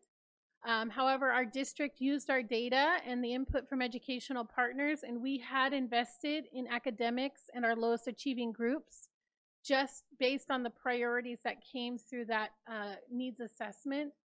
Last year, the rules changed based on a lawsuit, not from our district, from another district. That affected all districts in California that said you need to not only incorporate learning recovery in the LCAP, but you also must address the lowest achieving areas. So again, we were ahead of where we were before. Our total budget for learning recovery is $37.8 million. Expenditures to date 9.4 with 25% implemented or spent. These also are multi-year dollars. So the expiration on these is June 30th, 2028. So we still have time. During the Capital Advisors budget presentation, they did discuss a possibility of that deadline extending because each year the governor has given additional funds under this program, and knowing that we didn't get all the money at once, there's a consideration to extend that deadline. So there we are at 25% for that multi-year program. That takes us to the last section here of our LCAP funding, which is differentiated assistance. This is centered around the work that we do for African American students. African American students were identified last year for differentiated assistance, and very happy to report, much like many of the metrics that you have had presented to you by Dr. Cleveland in December, but also by Dr. Greer when he presented in October. These are metrics all moving in the right direction. So our academic ones going up, our non-academic ones that need to go down are going down. So for 26-27, we are in a maintenance year. They're just watching to make sure that we can maintain that growth.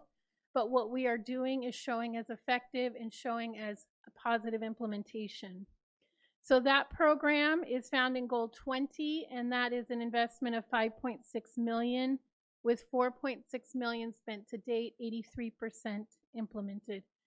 This does come from various funding sources, both at the state and federal level. It's a combination of both of those. For our metrics, so we don't want to only look at the dollars, right? We also want to look at the metrics for our students. You had a thorough presentation from Dr. Cleveland and her team under Mrs. Applegate in December So I do not want to rehash that information, but you've also had these metrics presented by many of the directors that have come before you, including our foster youth, our Swiss team, our special education team. So this information is summarized in your mid-year at the end of the report. In total, we have over 249 metrics. There are a lot of them because it is every area from our California dashboard at the district level and the student group level where there was a red in 2023. And that was part of the requirement there. So you'll see there the baseline year, year 1, and the year 2 outcome because we are in year 2. And then for our local metrics, again, this is information that has been shared with our advanced placement. Dr. Venkatesan was here in September for advanced placement sharing information. Multilingual was here sharing about English learners in November. The data that has the asterisk next to it, that data is not available till the spring. So you'll see in the report, those cells are highlighted in bright yellow. That data will be provided in June. So it's not yet available for you, but we'll get that to you in June. And then the next piece here is still local data, but this is for the current school year, 25-26.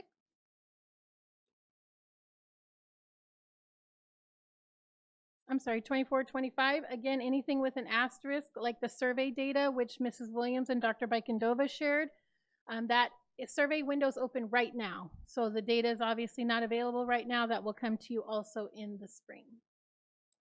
So here's where we are right now and some of our next steps. These are some of our very famous tour dates.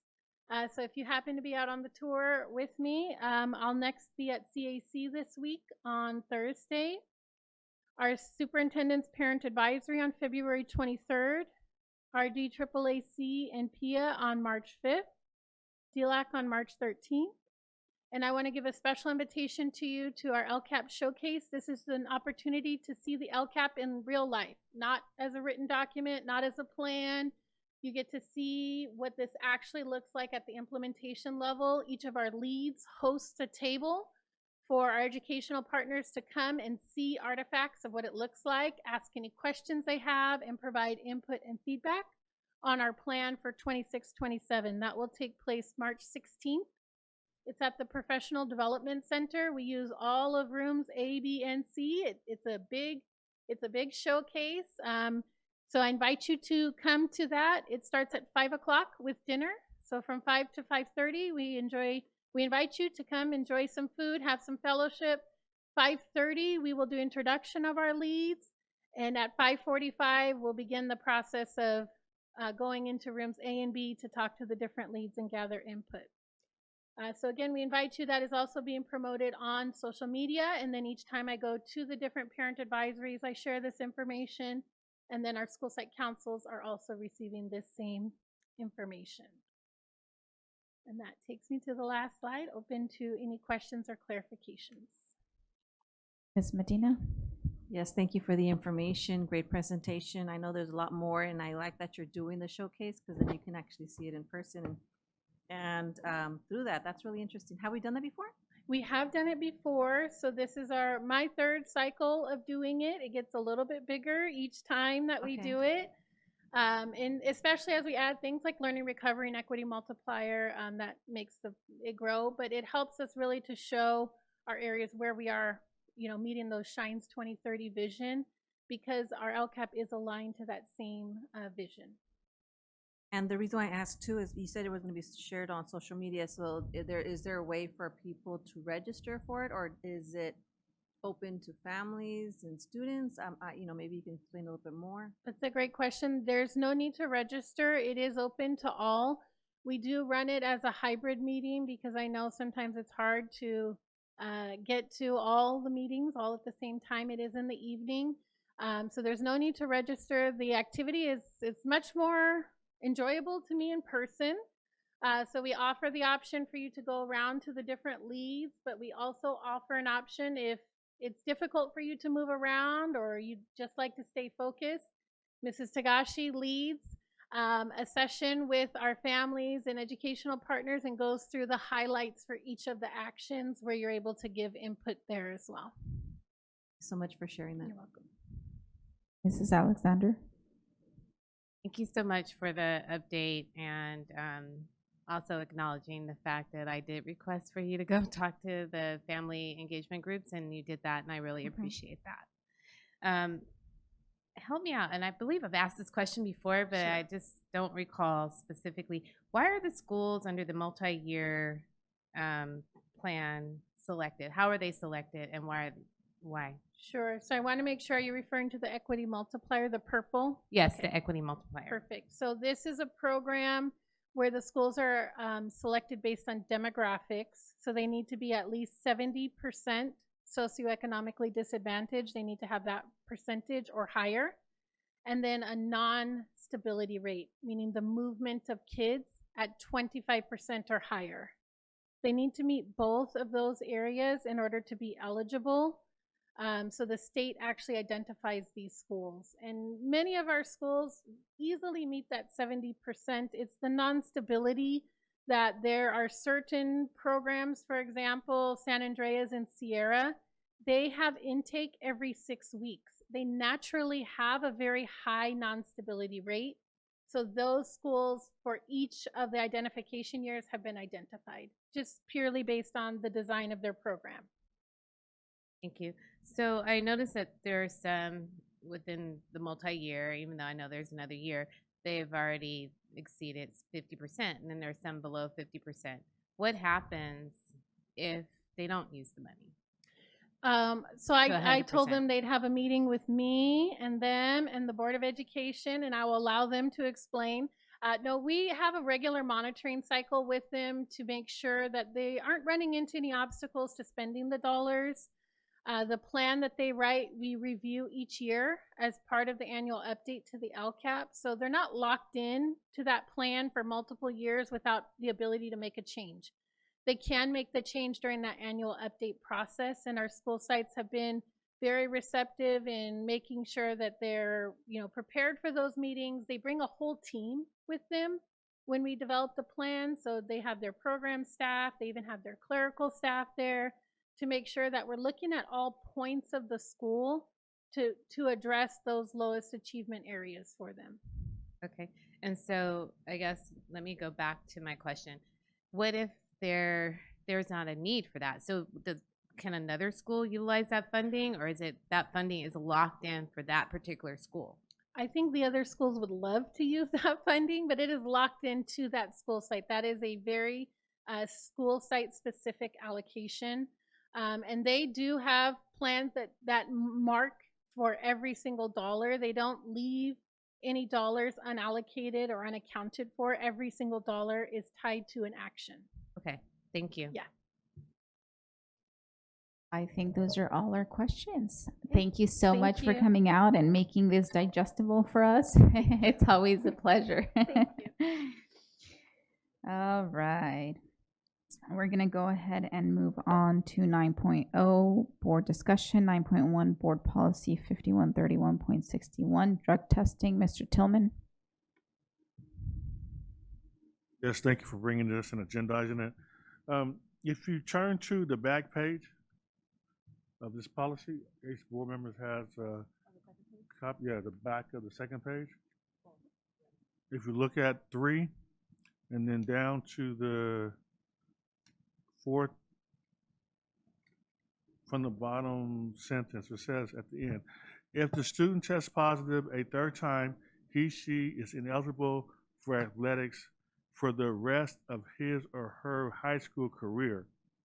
In both pathways to return, drug testing agency youth services is responsible for informing students and parents of the test dates for the 3 consecutive tests.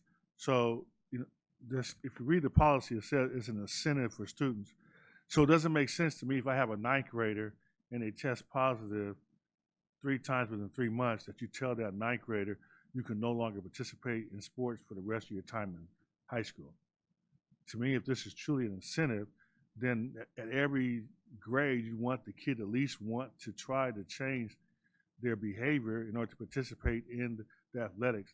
So I'm hoping that we scratch the line that says you're ineligible for athletics for the rest of his or her high school career. And at the bottom on number 4, same thing, where it says he, she will be reinstated upon receipt of drug test authorization form and the provision of a negative drug test.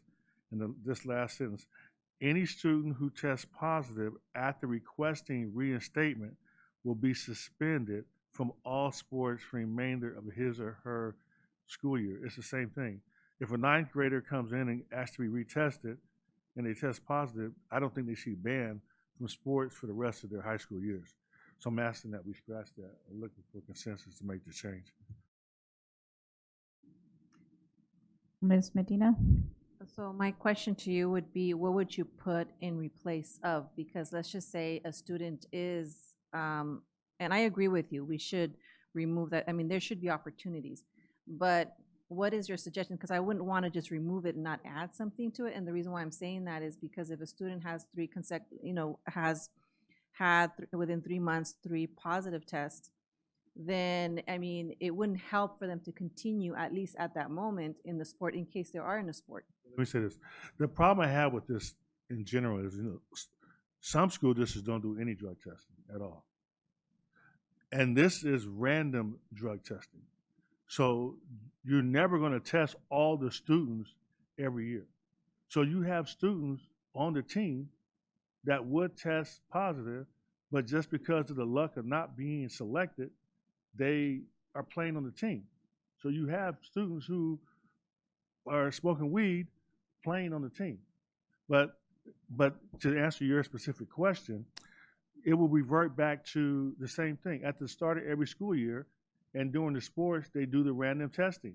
If this student gets tested randomly, then he would have to go through the same procedure. He will be able to play it. Right now, if you test positive, you can't play in your sport.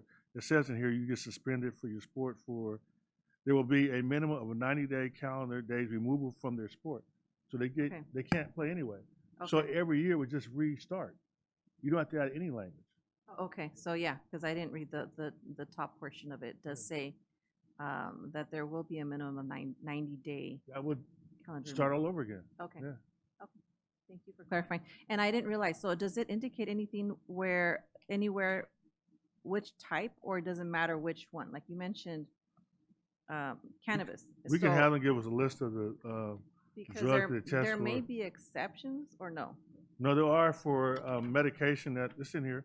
If you're on certain medication, then your parents can give you the list of the medication that you're on. Those type of things or you will be allowed to be bypassed. And for the random test, I think it's not fair for if they're targeting specific students versus not having all students be tested. I agree. So I think, it would be nice to see a list of the drugs they're testing for, and also the process they use for random testing. Because over the years, I've heard concerns from students that they don't think that is truly random. And they think that there's certain students that never get tested, and it's not an accident that they don't. And there's no way we can prove that, but it'd be nice to see what the process is that we use for testing. But remember, the reason why I brought it tonight, I want to make sure we get rid of those 2 lines. Yeah, and I would support that, but I also would like to bring this back, or at least have the district really look at creating protocols, because it wouldn't be fair if a couple of students are being tested while you're not testing every single student. So because there can be biases. Thank you. Ms. Abeles Grande? Oh, just a couple of thoughts. I just thought maybe if we could say could be ineligible for athletics for the rest of his or her high school career. I mean, maybe there's special extenuating circumstances. Maybe he's been in trouble, or she's been in trouble like 3 times in a row, even with random testing. He needs more help than what we obviously are giving him or her. And then also the other one, test positive after requesting reinstatement, could be suspended from sports. It's I don't know, it's offers more hope than You know, you're throwing it out. If you're just saying what happened, oh, that was an accident, or I had trouble at home, or, you know, extenuating circumstances. I'm just throwing it out there. I'm not sure. It's not my realm. Also, I like the list of drugs and the random procedures, because that's absolutely true. It could be somebody says, we got to test that kid, and somebody goes, oh, okay. So that's not right. So I'm thinking a committee with students on it, or something that goes through like a student court or something, kind of based on what we already do at the other top, you know, something for our student board members to be involved in, you know. Those are just ideas. Miss, I don't know who was first. Mr. Santos. Yeah, I would love to know what we're testing for. And to give you just my, you know, all of my boys have played sports. 2 of my sons were randomly tested. 1 was randomly tested all 4 years of high school. And, you know, he has his own opinions, which are his opinions of what he saw and who was there on his team and who wasn't. So I'd love to know who makes that random decision, and how does you know, the odds of you randomly being picked every year are, you know, I'm not a statistics guy, but I think that's pretty hard. Sorry, I had another thought, but I lost it there. Yeah, so just to see what we're testing for and what that process is certainly would be important. Agree with getting rid of the. Yeah. Well, absolutely. You know, the other, when this triggered, I started looking at things, and one, you can't find any definitive practice, but at least what I could find, which again is on the internet, so we don't trust everything we find there. But as I was looking, not all districts in California, there is no mandate for districts to test. Not all districts test. I'm not saying that it's not important. I'm just saying, as a state, it is not something that is mandated. It is a district by district. And I would be curious what districts do and what they look like and who's testing. That's it. Dr. Wyatt? Thank you, Madam President. And, you know, I have to concur with quite a few of my colleagues here. Just a couple concerns as well. I definitely think that Section 3 needs to be redrafted and brought back to the board to take a look at. I think there's a lot of cleanup language in there, not just that particular line, but the whole area, that whole section. I have a concern with the randomly testing as well. You know, I was talking with Mr. Santos over here on a little sidebar, and he was telling about his son, and I find that, you know, highly improbable that somebody could be randomly picked 4 years straight. It could happen, but, you know, I don't see that happening at all. I also see in here that we get provided a report on drug testing program semi-annually, and maybe that's just not me reading my reports as much, but I don't recall ever seeing a report like that in 11 years. Help me if I'm wrong, but I've never recall seeing anything like that. And I guess I would also kind of want to know, and I know this is obviously anonymous, but how many kids have actually tested positive 3 times and been removed from sports for their entire high school career? And then more importantly, what were the interventions, right? What were we doing? Because there does have to be a deterrent for our kids using drugs. I don't think any of us up here would say it's okay. But what is our deterrent when we do find out a kid is using drugs? You know, that to me is even more important than banning a kid from sports, okay? It's intervening, getting a kid not to do drugs or alcohol, whatever it may be that they tested positive for, and getting them back on the right track. So I think there's a lot that, you know, we have to flush out of this policy. You know, kids I know experiment with drugs, it happens, and we make mistakes, but when we do, what is our corrective actions and our support to ensure they don't do that again? A kid should never get the 3 positive tests. Number one, I don't know how to get randomly picked that many times to get 3 positive tests, but I'll leave it at that. So I think there's a lot here to discuss. I'm glad it came up, but, you know, I would defer this to our board policy subcommittee, and they got a little bit of work to do.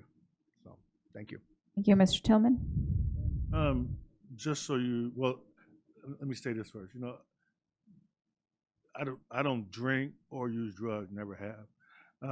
But growing up in San Bernardino, the kids that I knew that did, like for instance, that smoked marijuana in high school, usually their parents were smoking marijuana. And when they smoked weed, it's because they took some weed from their parent without their parent knowing. That's how they got introduced. So really, a lot of these kids are in a situation where they've been exposed to it. So then they have the deck stacked against them already just because it's in the household. So I think they're dealing with those problems anyway. But how this came to my attention, I actually had a coach that called me and said, hey, I have a student that's at a charter school right now. He wants to come play football in our district, but he told me that they told him that he's banned from playing sports for the rest of his time in school because he tested positive in the 9th grade. And I told him, I don't believe that, because the whole goal of the drug policy has always been an incentive to convince students not to use drugs. So to me, every chance I get to say, I want to play in a sport, therefore I'm going to stop using drugs, that's what the whole carrot is, right? That's the incentive. So to say you're banned for the rest of your years in high school is totally contradictory to that. Then it becomes totally punitive, and you're not trying to help the student anymore. And that's why I say we can make changes later, but those two lines need to be taken out immediately. That's what I'm looking for. Mr. Santos? I remembered what I yeah, in here we also say that parents will be notified of results. I've never been notified. Maybe I missed it, but I've never been notified of the results after they were tested. Was that? So I have a couple comments, and I think you kind of answered one of the questions that I had, Mr. Tillman. My question was going to be around, why did SBCUSD decide to implement a drug testing policy if it's not a mandate? And it's been here since 2007 and then revised in 2015. So, you might have been on the board then. Was that the reason to provide it as an incentive to students? Is that why the board at that time decided to create a drug testing policy if it's not mandated? It was a different board. Oh, okay. And they had a different attitude. I mean, I had to fight at the time against bringing drug-sniffing dogs into schools because another thing for me was, if you bring a drug-sniffing dog, but the parent is the one that has the drugs and the drugs happen to hit the backpack, then you're going to penalize the kid for something that the adult's doing, right? And you can't have a discussion with the dog about what the smell came from or something's there. So no, it was just a totally different board at the time that decided they wanted to implement this. And it really was more punitive than it was, I think, looking out for the interests of the students. So then the question is, I guess, for this board, since it is not state mandated, are we saying we still want to keep the drug test policy for sports? I always take the simplest approach first. The easiest thing for me is to change this policy to make sure we say you're not going to be banned for ever. Whether or not we need to have and you're making a good point. I really think if we're going to have a drug policy, it should be totally there to help the student. You test positive, we contact your parents, we put you in a program, we try to get you to stop using the drugs. You know what I mean? Well, that's kind of what I'm attempting to do, because I hear you want to immediately kind of address the points in 3 and 4, which I support as well. But at large, more at large or broadly speaking, Dr. White had also recommended that the policy go back to the subcommittee as a whole, and so I'm trying to get a little bit more of background information, as to whether you were part of the board that initially, had drafted this policy, or if you weren't, and what was the intention kind of behind that. But okay, understood. So the only question that I have with regard to the point that you're making is this number 3 is a little convoluted, honestly, and it does say, to Dr. White's point, it does say completion of Insight. I don't know what that is. It sounds like it's a program. Completion of Insight or a comparable program. I'm assuming that Insight might be some sort of drug program. However, like I said, it's a little convoluted. I would support removing the if the student tests positive a 3rd time. Not completely removing that line at this time, but to address your point, At the end of that sentence, it says, ineligible for athletics for the rest of his or her school career. So are we saying ineligible for the rest of the school year? Or is it just ineligible for the 6 months at a time? And then it recycles back to 90 days if they, see, that's where I'm saying it's a little. Whatever you choose, I just want to make sure we eliminate, because I'm being real practical. For the student I'm talking about, as soon as you eliminate. It can come back. Exactly. Got you. Okay, so then I would propose for that student to be able to come back for the remaining of the school year, and then have the subcommittee kind of go back and readdress the whole paragraph. And same thing with line 4. So so I'm making a motion to do that, to change that sentence, if the student tests positive their time, he or she is ineligible for athletics for the rest of that school year. And then 4 and do the same thing, please. Any student who tests positive after requesting reinstatement will be suspended from all sports for the remainder of that school year. Doesn't it say, no, it says, the part I'm concerned about is, yeah, you're going to change it to that school year. Okay. That school year, yeah. Instead of saying remainder of their high school years. Right. Okay, so then we'll change both of those sections to just that school year for now. I mean, I'm motioning for that. And then also for it to be sent to the subcommittee. Second. So we have a motion and a second. Ms. Grande? You wanted to, okay, go ahead. I approve in essence with what we're doing here, but I'm not happy with the whole tenor of the whole thing. I think we have an opportunity here to come across as something that we are going to help right from the beginning, from the first sentence. The way the whole thing is written, it's I think ineffective, and it sounds cold and uncaring, and it doesn't really address some kid that might need some mental health, that has mental health issues, and who are we? We're their biggest helper. We're the one that has to lay that out from the very first sentence. It has to be, I don't know, I'm not going to say welcoming, but it has to be an opportunity to shine the light on some kid that needs drugs at 9th grade. So I just say send the whole thing back to the committee and start from scratch and start simply first and build up line by line. And then when you read it, you understand it's a comprehensive thing, but it also includes those pieces that it's going to make a difference. That's all. Just send the whole thing back. Not happy with any of it. Thank you. That was part of the motion. Vote, please. Are you still good with it? I motion, Mr. Tillman second. We're making those changes right now to those 2 sections and then sending it to the subcommittee to be revised.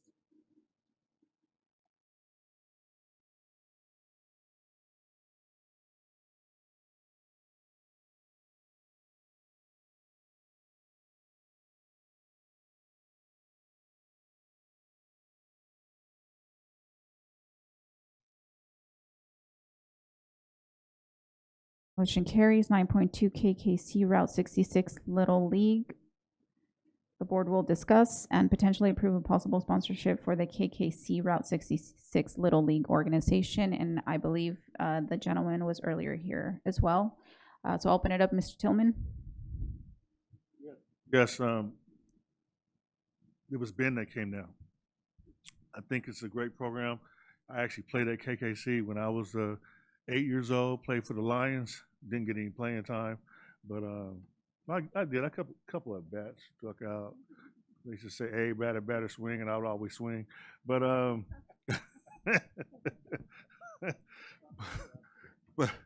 but I really think that, he talked about all the positive things, but just the pride in playing on a team with a uniform and you feeling like you went from going from the street ball to organized ball. It's a big deal as a youngster, and it means so much. And if we can give them the funding to allow some of our students to play whose parents can't pay the fees they're not big fees, but when you don't have money, even $100 or $200 is a lot of money. So I want to ask us to do the donation for $5,000 sponsorship. Ms. Medina? Yes, I even went on their Facebook page just to look at the work, and it does seem like they have been doing this for a while, and they have a good attendance, like you mentioned, the uniforms.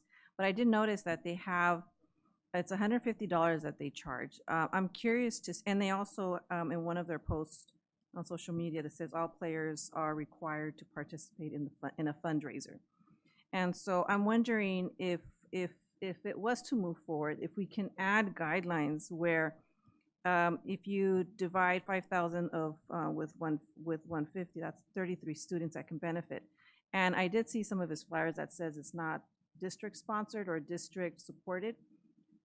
Maybe since this would be a sponsorship, that there is some mention that the school district is supporting this, and as well as making sure that we have at least 33 students from our school district participate, which would receive, and it doesn't really, if you look at the application, it doesn't really mention, it mentions that it says here, we can buy bats, balls, so I'm curious what that 150 includes. Is that the uniform, or is it just we're covering the registration? Students still have to pay on, or families still have to participate in fundraisers so they can cover maybe the uniform. So I'd like more specifics as well, what that $150 per student would be covered.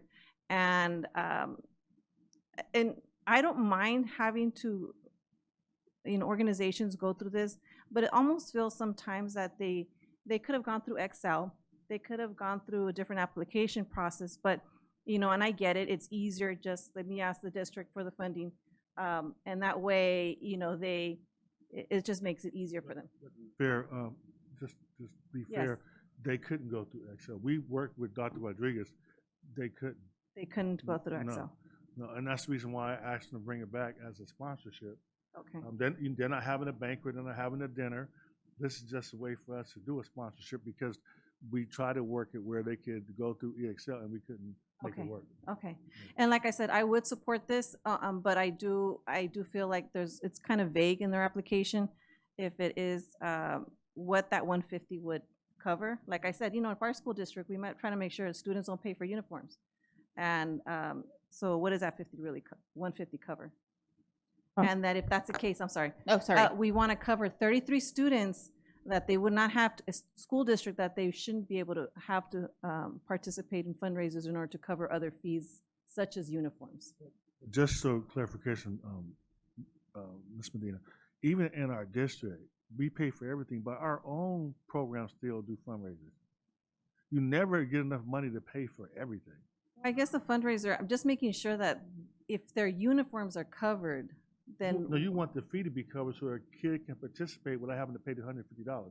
You want us to provide the money for that. I agree with that. Okay, yeah. And then, so we can have up to 33 students. Mr. Santos? Yeah, I'm only going to answer based on my experience. So all of my boys played Little League. I'm coaching the Mariners for Newmark Little League, 8 to 10 years old. So I know that the money does cover the balls, does cover the uniforms, does cover the umpires, especially as they get older. They do cover, at least, again, I'm speaking from my experience, but I'm assuming all Little Leagues have pretty much the same set of rules. And it is awesome to see those kids play. I'm not the greatest coach, so I have a couple great coaches with me that are also teachers in our district. That is awesome. I'm a real manager of my team. I think would be I'm not necessarily a coach, but again, I know that one, it's great for the kids. I know the fees in Little League. It's not like there's different kinds of leagues, but Little League really does go into the cost of what it does to run for those. And again, Little League is set up in areas, so like my kid can only play in Newmark because that's the area I live in. So more than likely, I would say 99.9% of the kids are the kids that live in that Little League area, which is in our district. So it should be our students. So they do reflect our district. So that's a concern. Again, with Little League, they use public parks and all that stuff. So they do have to pay for lights and other things like that. But I think it's a great cause. Dr. Wyatt? Thank you, Madam President. I guess my only concern is how many little leagues, I guess, do we have in San Bernardino? And I'm guessing a lot. And so I don't recall if we've sponsored something like this before. Don't get me wrong, I'm a little league guy myself, and I was a varsity kid who couldn't even afford my own cleats or bat or bat bag. So I definitely can relate to this, and breaks my heart when I hear these stories. I'm just wondering, we sponsor this little league, KKC, and then we get other requests from other little leagues. And how is that now going to be equitable? Because I would sponsor them all if we could. Let me just say that openly, because I don't want any kid to go without. Number one, in our city, until we run out. Well, I like that answer, Mary Ellen. But I don't know if you guys looked at the history of this league, which was kind of interesting, and I did.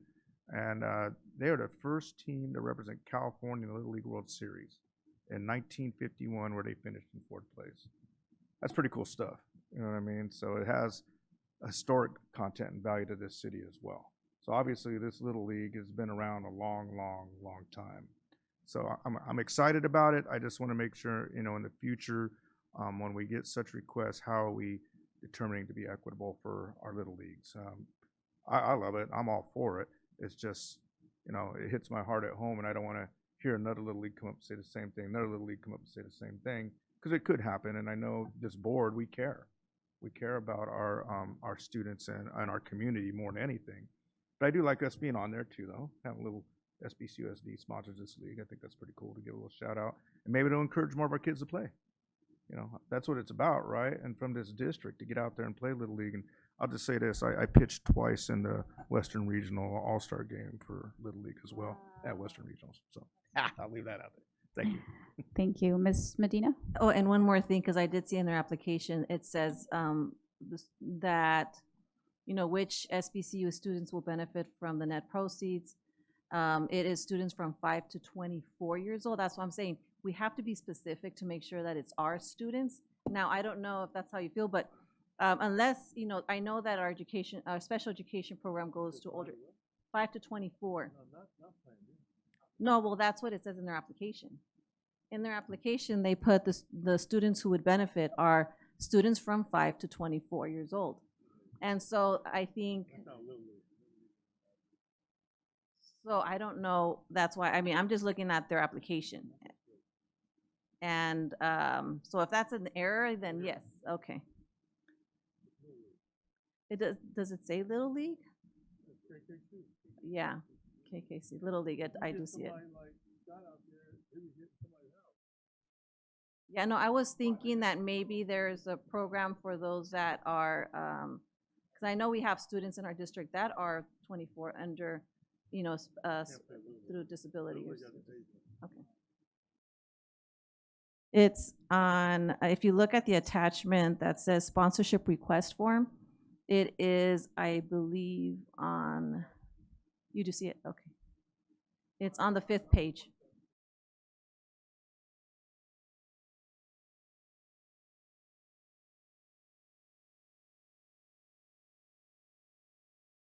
Let's just say that they would have put a 4, they put a 2 instead of a 1, then that's 14, they go up to 14 years old? No. Yeah, so then even the 4, it would be off. So let's just say if you did a typo with a 1. So just I'll chime my, share my comments.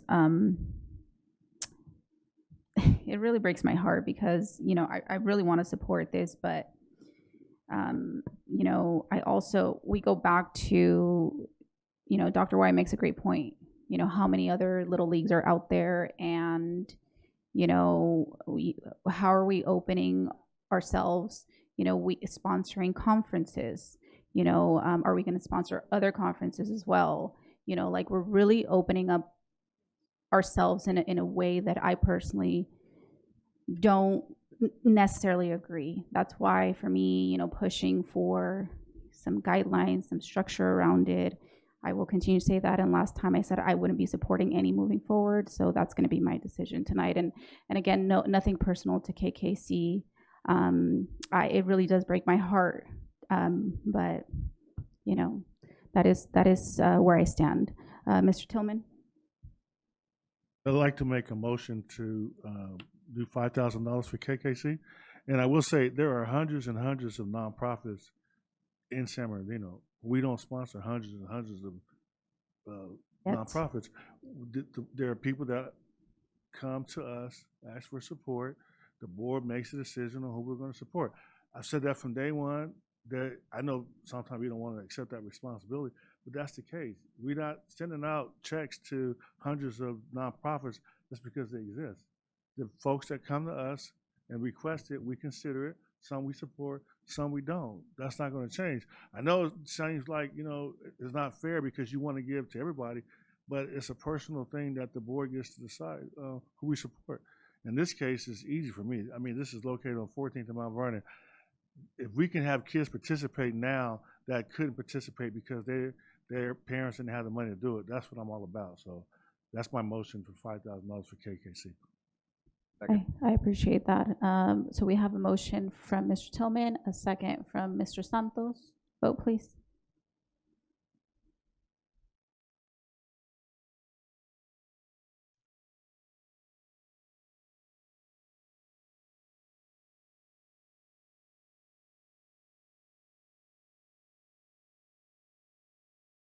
Motion carries. 10.0 action items. 10.1 personnel report. As presented. Can I have a motion? Moved. Moved by Mr. Tillman, second by Mrs. Alexander. Vote, please.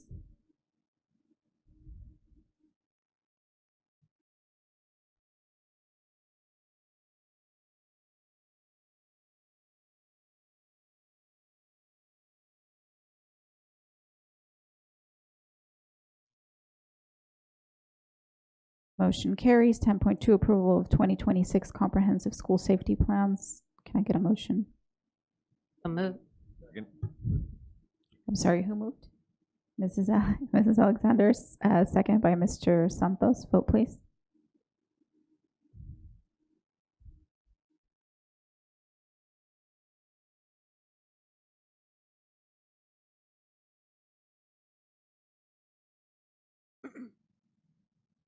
$10.3 transfer of appropriations for the 26-27 fiscal year. Can I get a motion? So moved. Second. Moved by Mr. Tillman, second by Mrs. Alexander. Vote, please. Aye, my system closed out again. Thank you.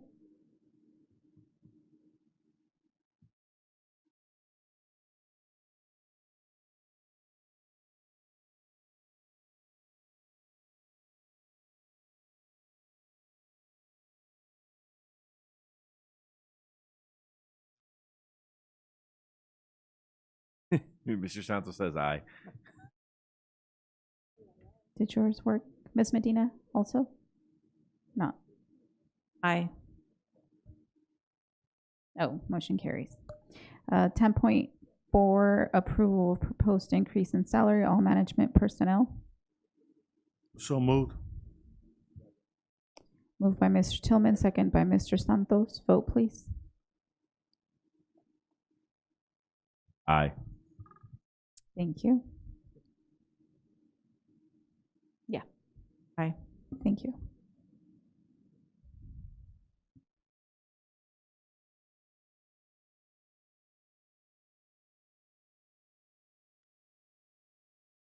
Motion carries. 11.0 consent items. 11.1 approval of consent list. So moved. Second. Moved by Mr. Tillman, second by Ms. Medina. Are there any items to pull? Okay, vote. Aye. Thank you. Ms. Medina? Aye. Thank you.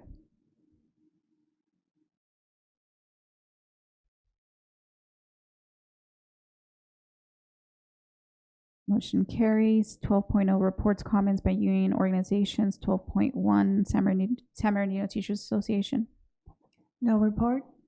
California School Employees Association. No report. Community Workers of America. No report. San Bernardino School Police Officers Association. And no report. Thank you. 13.0 reports and comments. 13.1 board members. Do I have any volunteers? Ms. Grande.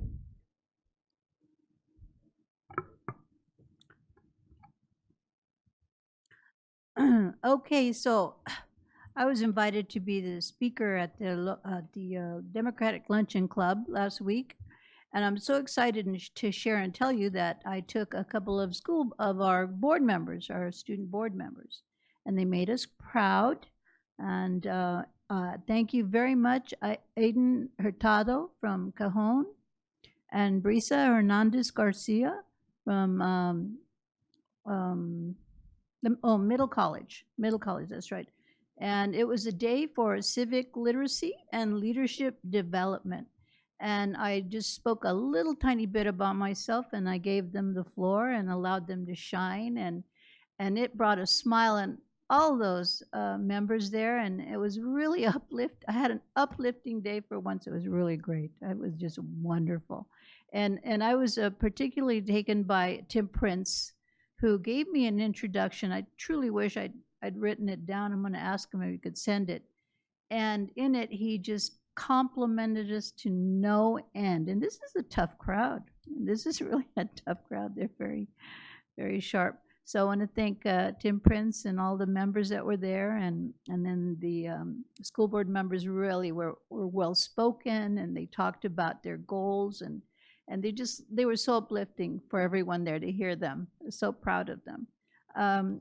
Secondly, I did go to transition night at Anderson School, and it's always very inspiring and fulfilling event to go to. I did want to ask for clarity on what's happening with regards to Anderson and the Special Olympics, California Special Olympics Association. I was there, and it was mentioned that they had a meeting with someone from there, that they're doing something special with them and the students there at Anderson School. So I'm not quite sure exactly what it was, but they made a connection with them. So they were going to be doing something special for them. So if you could maybe find out about that. And then thank you, Dr. Rodriguez, for liking my idea on the Humane Society program. And I really would like to see if they have a certified humane educational specialist that they used to come out to teach compassion and all of that. And that's it for me. Thank you. Thank you. Do I have any other volunteers to go next? Thank you, Mrs. Alexander. Well, good evening. I would like to first say congratulations and great job to the students from Hunt Elementary of the Sankofa program. They did an excellent job, and also to the teachers that were out there and their principal. And then all the students and the staff members that received recognition today for their awards and Student of the Month. How excellent was that? And I love the energy that was in the room. A couple of updates. I'd like to congratulate Mrs. Quinlan for receiving the award for biology teacher, national award for biology teacher. I thought that was awesome. And it was a surprise to her. So I thought that was really special. And congratulations to Pacific High School for the opening of the Biomedical Center. And it's amazing being able to go through the tour and to see the real life situations that our students will be exposed to through SAC Health.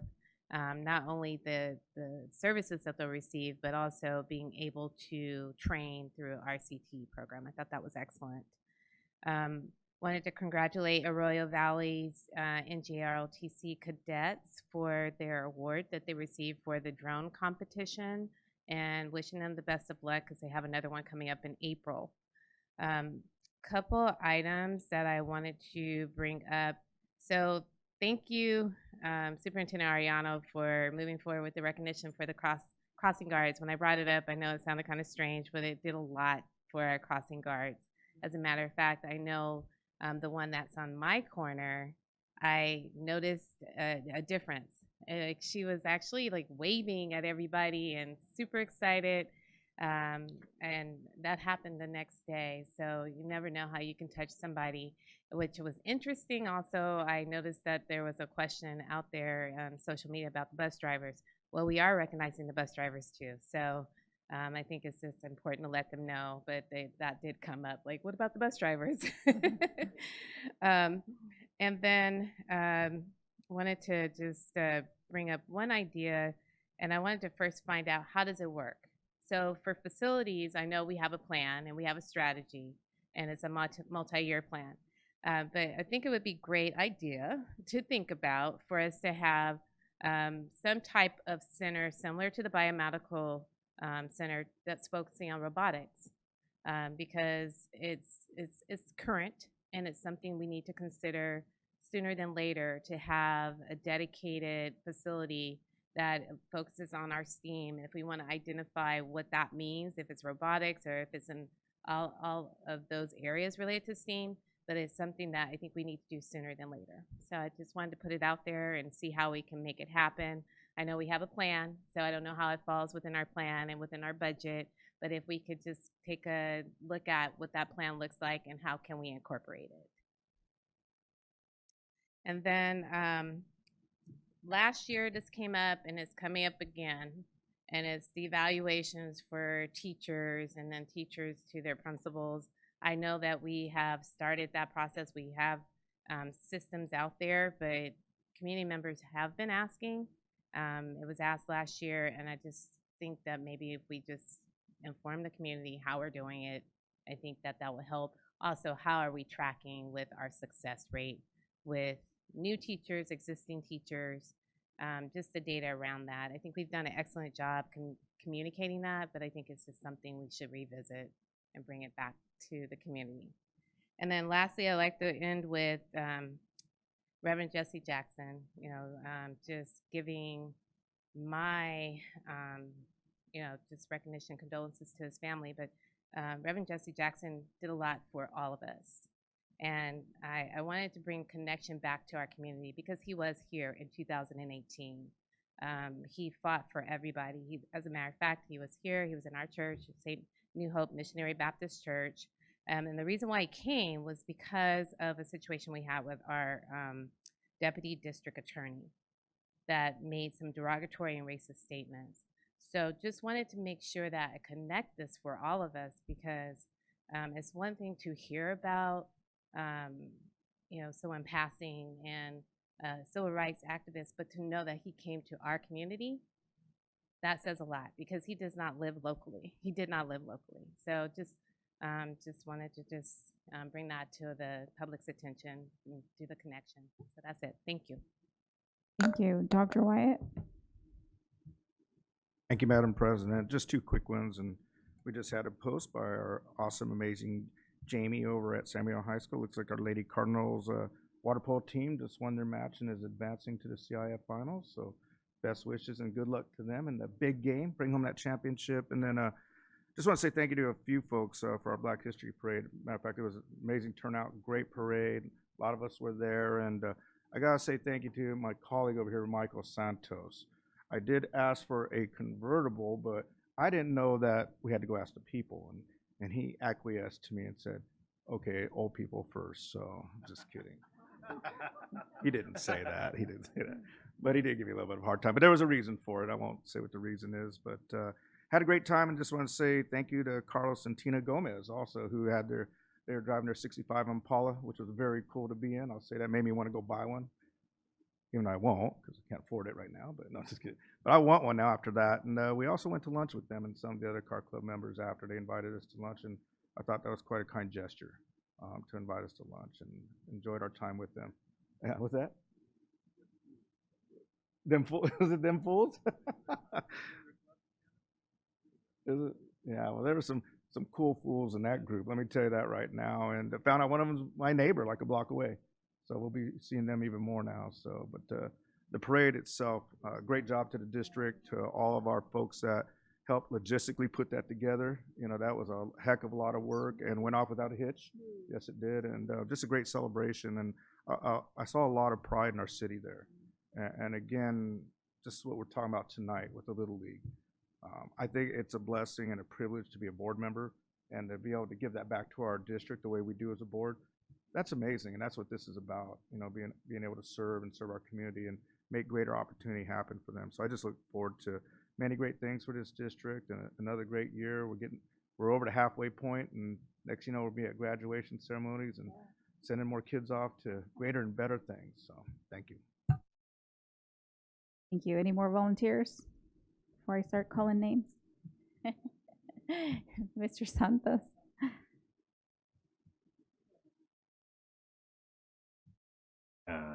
Ditto what he said.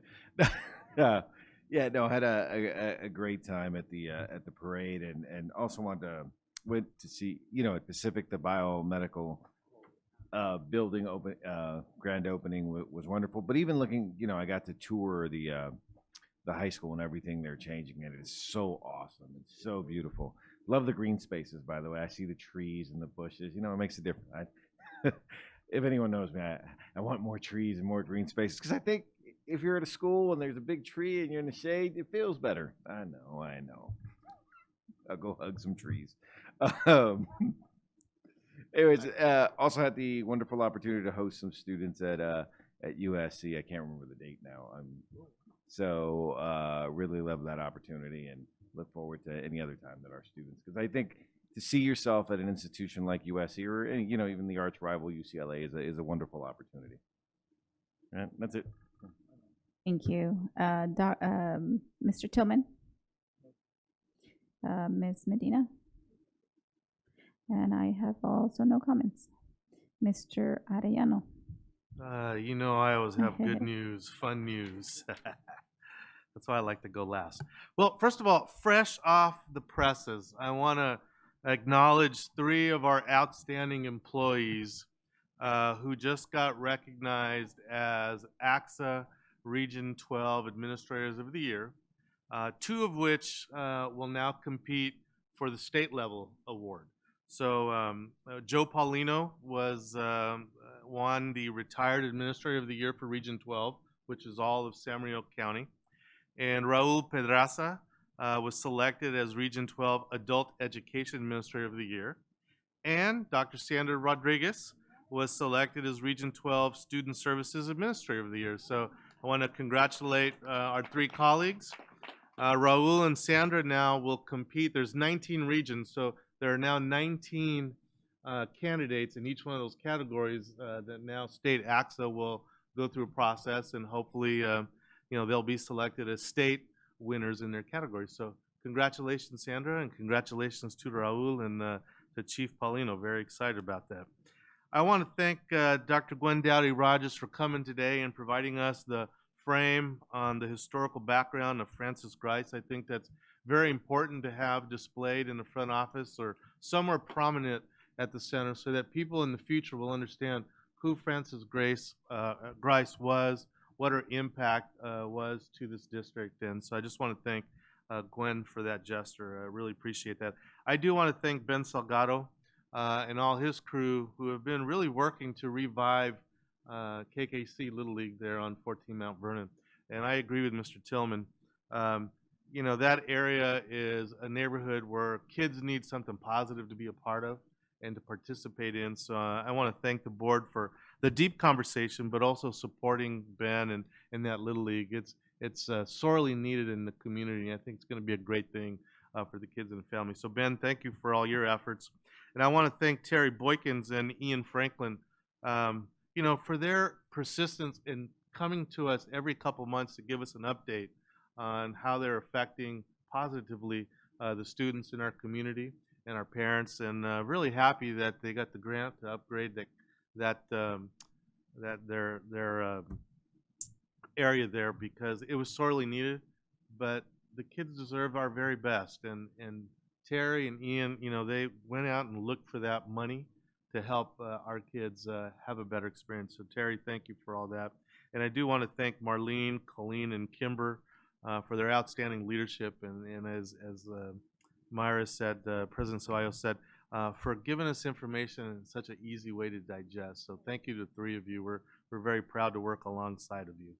Yeah, I'm going to touch on a couple things that I've already mentioned, but I do want to thank Carl Dameron and including us in the Black History Parade. I know he wanted me to pass on his thanks to the board and everyone in the district. We had over 50 school entries in that parade, And we often say this, right? As the school district goes, the city goes. And so Carl was very thankful for our involvement in the parade. And you see all of our folks. I know people always accuse me of just using the same picture and over again.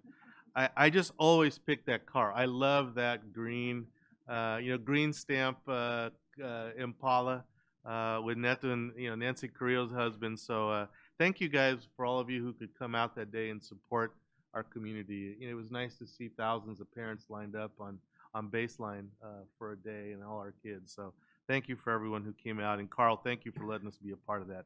Next slide. And I want to thank the communications department, David, and everybody in your department. Thank you for a wonderful event that you put together to do a ribbon cutting ceremony for the biomed building at Pacific High School. I tell you, Pacific High School is going to just look outstanding once all the construction is done. Unbelievable. And I was encouraging people to go up to the Elks Club and look down at Pacific. It's an amazing view with all the new building. It just looks like a little mini college there. But it was a great event. Congratulations once again, Angela Quinlan, who was recognized as National Biomed Teacher of the Year. And I just want to thank Mayor Tran and City Council Member Ortiz, Ibarra, and Flores for being there today and being at many of our events to support our efforts. And many thanks to SAC Health for their collaboration. It's a gentleman there standing with Nally and I, and he's very excited about this relationship and how we can support not just the kids, but the kids' parents in our community. So this is good work. Next slide. And I wanted to let the board know, we have monthly county superintendent meetings, and then twice a year we have Twin County, Riverside and San Mateo County. And obviously I didn't get the memo to wear a blue suit. I'm the only one not wearing a blue suit. But I wanted to point out the gentleman standing to the lady with the pink is Colonel Arthur Athens.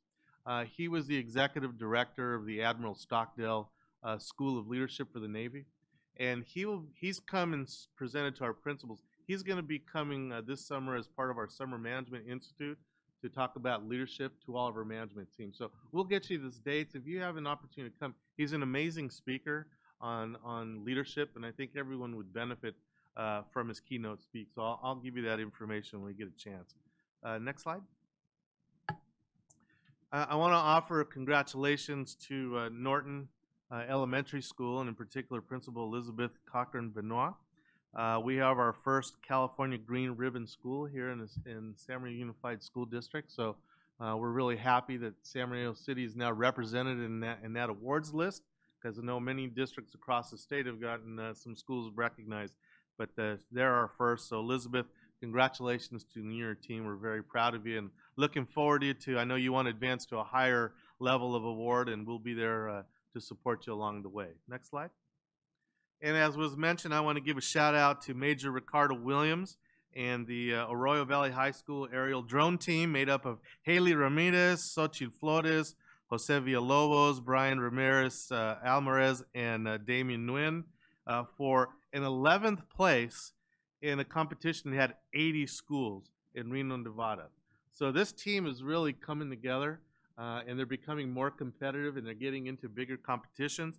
I know they'll be competing in March in Fullerton, but because they've done so well, they have already been invited to the West Coast High School Championships in San Diego on April 18th and 19th. So congratulations to our cadets at Arroyo High School. Amazing how fast they've become so competitive within a year. Next slide. And I wanted to remind the board, every year we have an amazing opportunity to build leadership among our parents with Consuelo Kickbush and her FLI.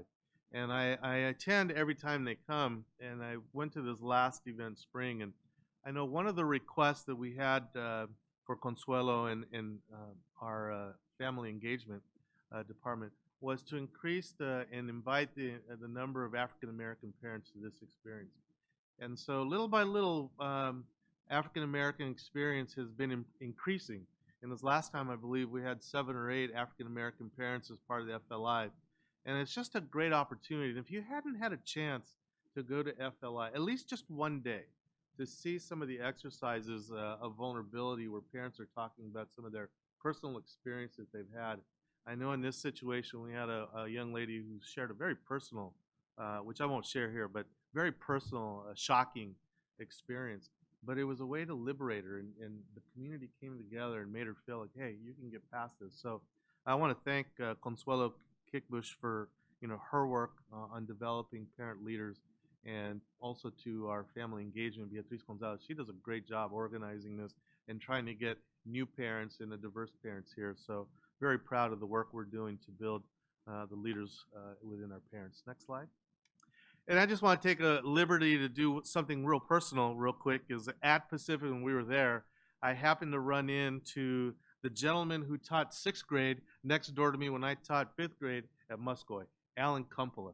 And I had not seen Alan since I left Muscoy Elementary School in 1994. It was the last time I had seen him. And he's retired now, but he substitutes for us. An amazing teacher, ladies and gentlemen. I'm so happy to know that Mr. Kumpola is still working for us as a resident guest teacher in our district. But if you ever get a chance to see this man, he was just an amazing teacher at Muscoy Elementary. And I think he went on to different schools after I left there, but it was nice to run into old friend, old colleague. I owe a lot of my teaching success to Mr. Kumpola, who really taught me a lot. So Alan, if you're listening, it was great to run into you. Next slide. And as Mr. Santos, I want to personally thank Mr. Santos because he provided the opportunity for our students through the ETSA department to come to USC and visit the campus. So Mr. Santos, thank you for inviting our kids there. I know they had a great time. And like you said, anytime we can get our kids who truly believe that they're not imposters, that they can be there and compete like anyone else is important. So Mr. Santos, thank you for making that opportunity available. Next slide. And I wanted to share with the board, we are working on finalizing the San Marino High School Museum. If Mr. Tillman may recall, in 1983, at our 100-year centennial of the school, Brian Burke, who was a longtime teacher there, put together the first kind of archives and museum of the district. Over the years, because the school's grown, program's grown, and I know Dr. Rodriguez, when she was the principal there, took the first stab at bringing it back and trying to organize it. And I know we had Jaciel Calleros, is that his name? Jaciel Calleros, attempt to kind of work on it. But we now have a space where we're going to put together a nice, well-done museum. So Tom Pace is working on it, and this is kind of what it's going to look like. It's in that new wing as you come in on the north end of the district. So we will have someone in there putting together the 150 years of San Marino High School history in a museum. And our vision is that people will come to see that, just like they do the McDonald's Museum down the street. People should come see one of the oldest high schools in the state of California and all its history. So I want to let the board know we're almost done. Tom's Pace is almost done, and we'll have certainly some sort of ribbon cutting ceremony. And we'll invite Mr. Burke's family. His family is still very much involved and want to be involved with the museum. And we're going to name the little quad plaza outside just after Mr. Burke for all the work that he did. So very excited about this. Next slide. And that's it. Just SBCSD continues to shine. So thank you for your support. Awesome. Thank you so much. 14.0 summary of board members' requests, review of requests. Good evening. The first request comes from Mr. Tillman and President Ceballos. The request is to remove items 3 and 4 from Administrative Regulation 5131.61, drug testing, and to refer Board Policy 5131.61 to the Board Policy Subcommittee for further review and revision. The second request is from Mrs. Alexander. She requested that the board consider development of a facility similar to the existing biomedical building with a focused emphasis on STEAM and robotics programming. The last request is also from Mrs. Alexander. She requested information regarding how the district tracks and measures success rates associated with teacher evaluations. Thank you. If you can add, I think we had requested a couple of us on that policy information on how does the testing get randomly selected? Like, what is that process? And what do they test for? Thank you. 15.0 meeting adjournment. 15.1. To adjourn. Second. Thank you. And that was Mr. Tillman and Ms. Medina.